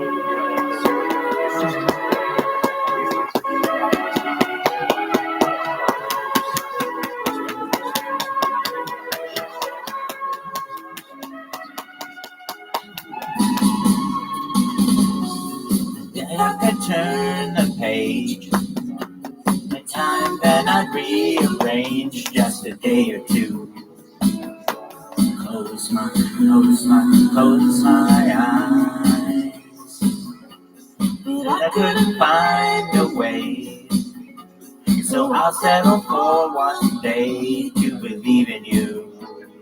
Now, sweet little lies.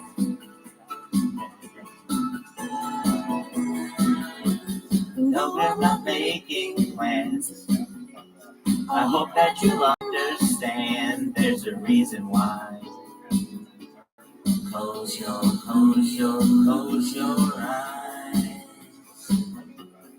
No more broken hearts. We're better off apart. Let's give it a try.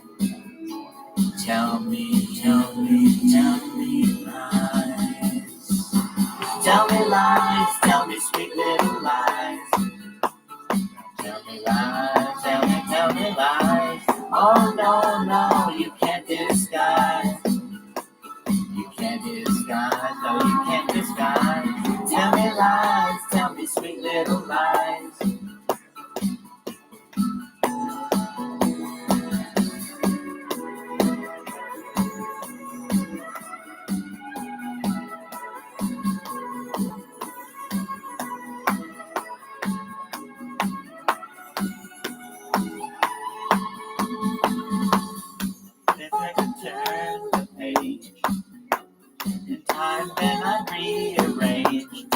day or two.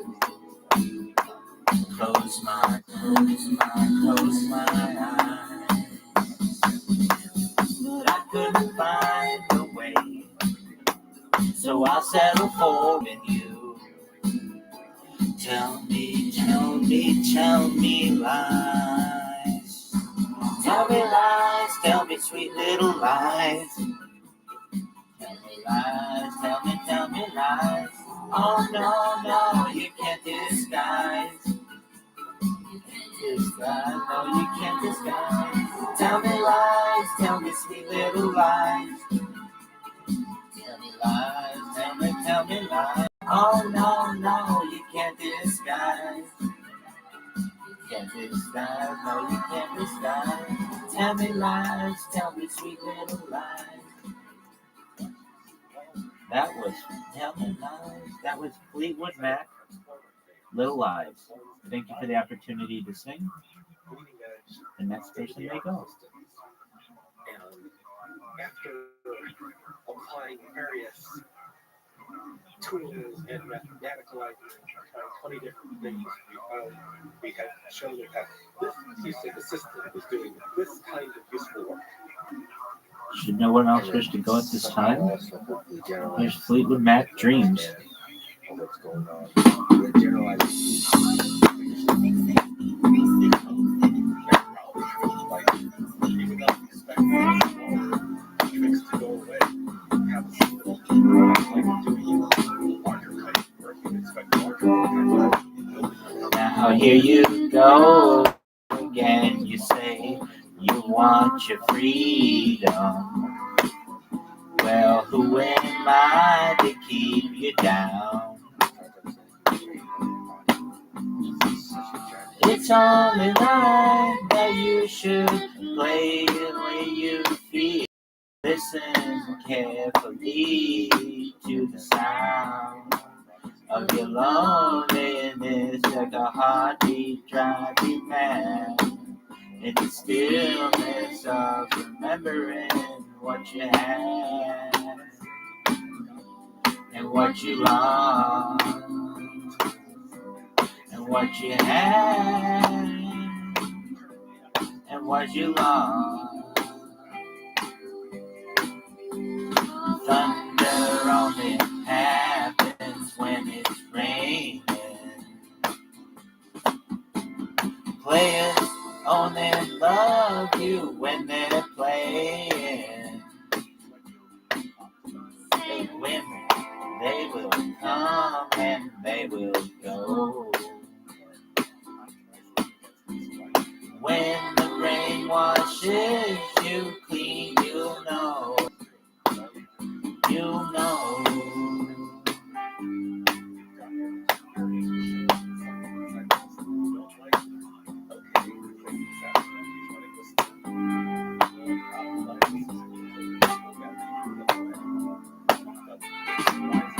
Now here I go again. I see the crystal visions. I keep my visions to myself. It's only me who wants to wrap around your dreams. And have you any dreams like yourself? Dreams of loneliness, like a heartbeat drive you mad. In the stillness of remembering what you had and what you lost and what you had or what you lost. Thunder only happens when it's raining. Players only love you when they're playing. Women, they will come and they will go. Oh. Players only love you when they're playing. Say women, they will come and they When the rain washes you clean, you'll know. You'll know. You will know. You'll know. That was Fleetwood Mac Dreams. Thank you for the opportunity to sing. The next person may go. And further fast before that failure vote became a money concern. Shout out to all the boys out there.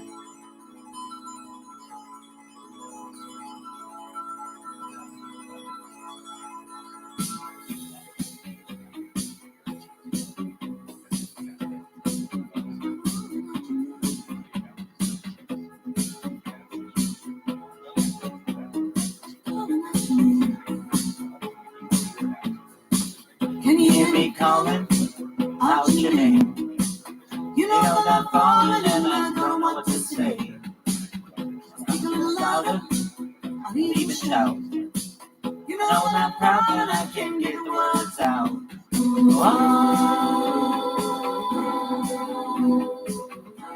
I wanna be with you everywhere.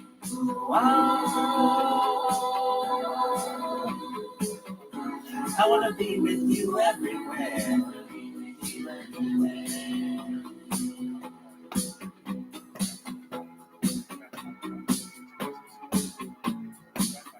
Something's happening to me. Come along, baby, make a start. You better make it soon before you break my heart. Oh, I wanna be with you everywhere. Oh, I wanna be with you everywhere.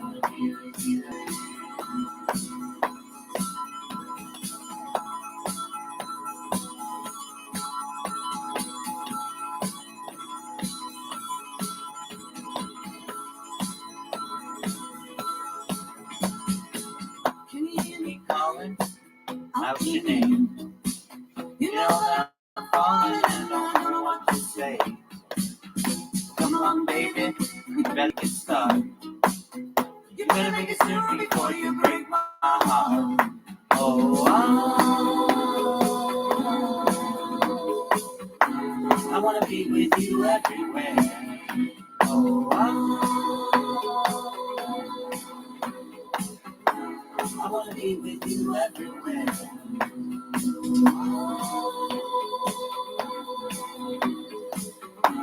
I wanna be with you everywhere. Oh, I wanna be with you everywhere.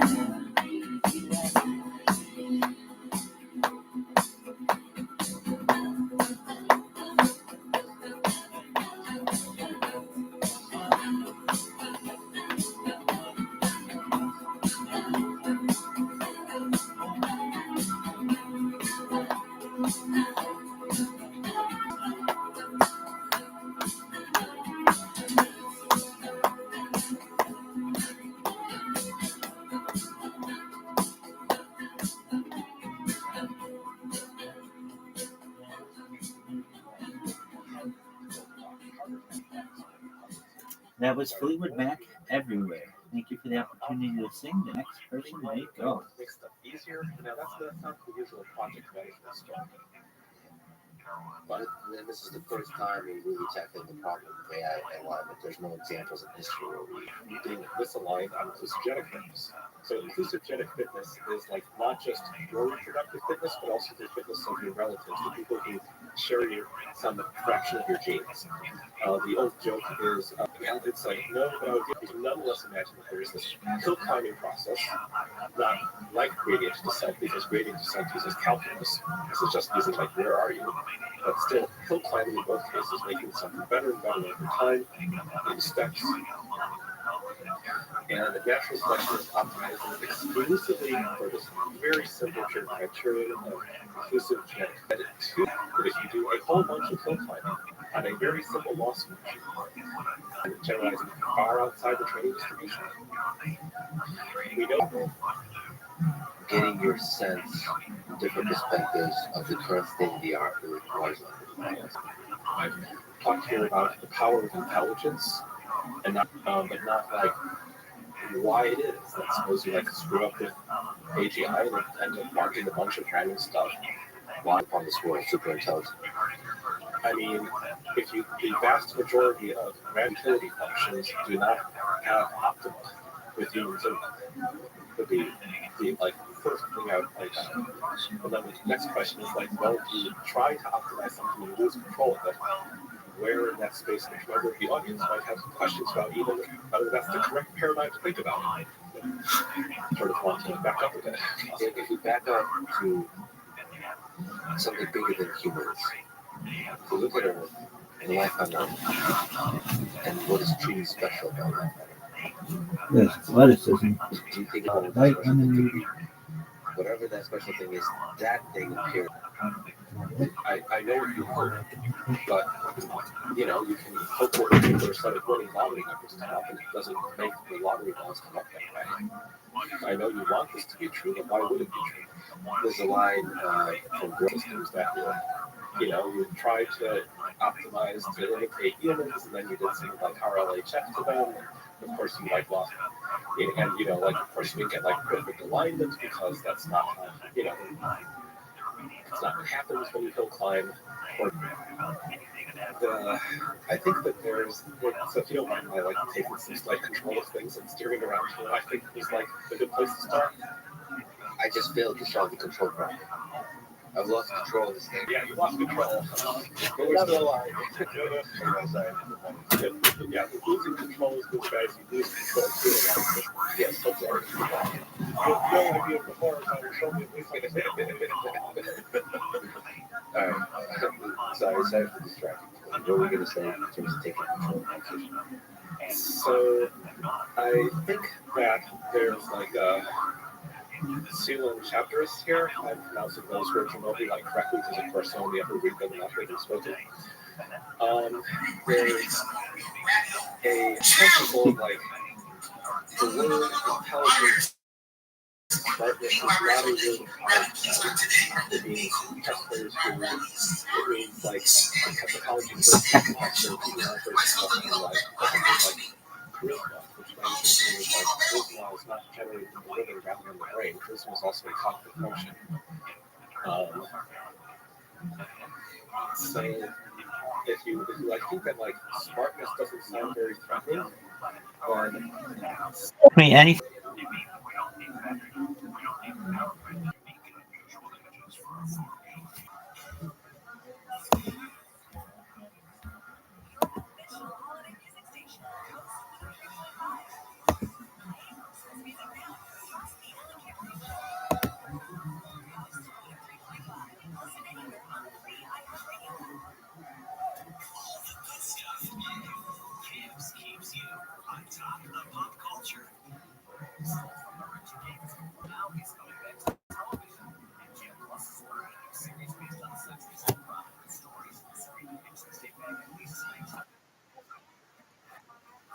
Hello, how are you? I heard your question. Apologies. I think I heard your question. Thank you so much for asking it. Can you hear me?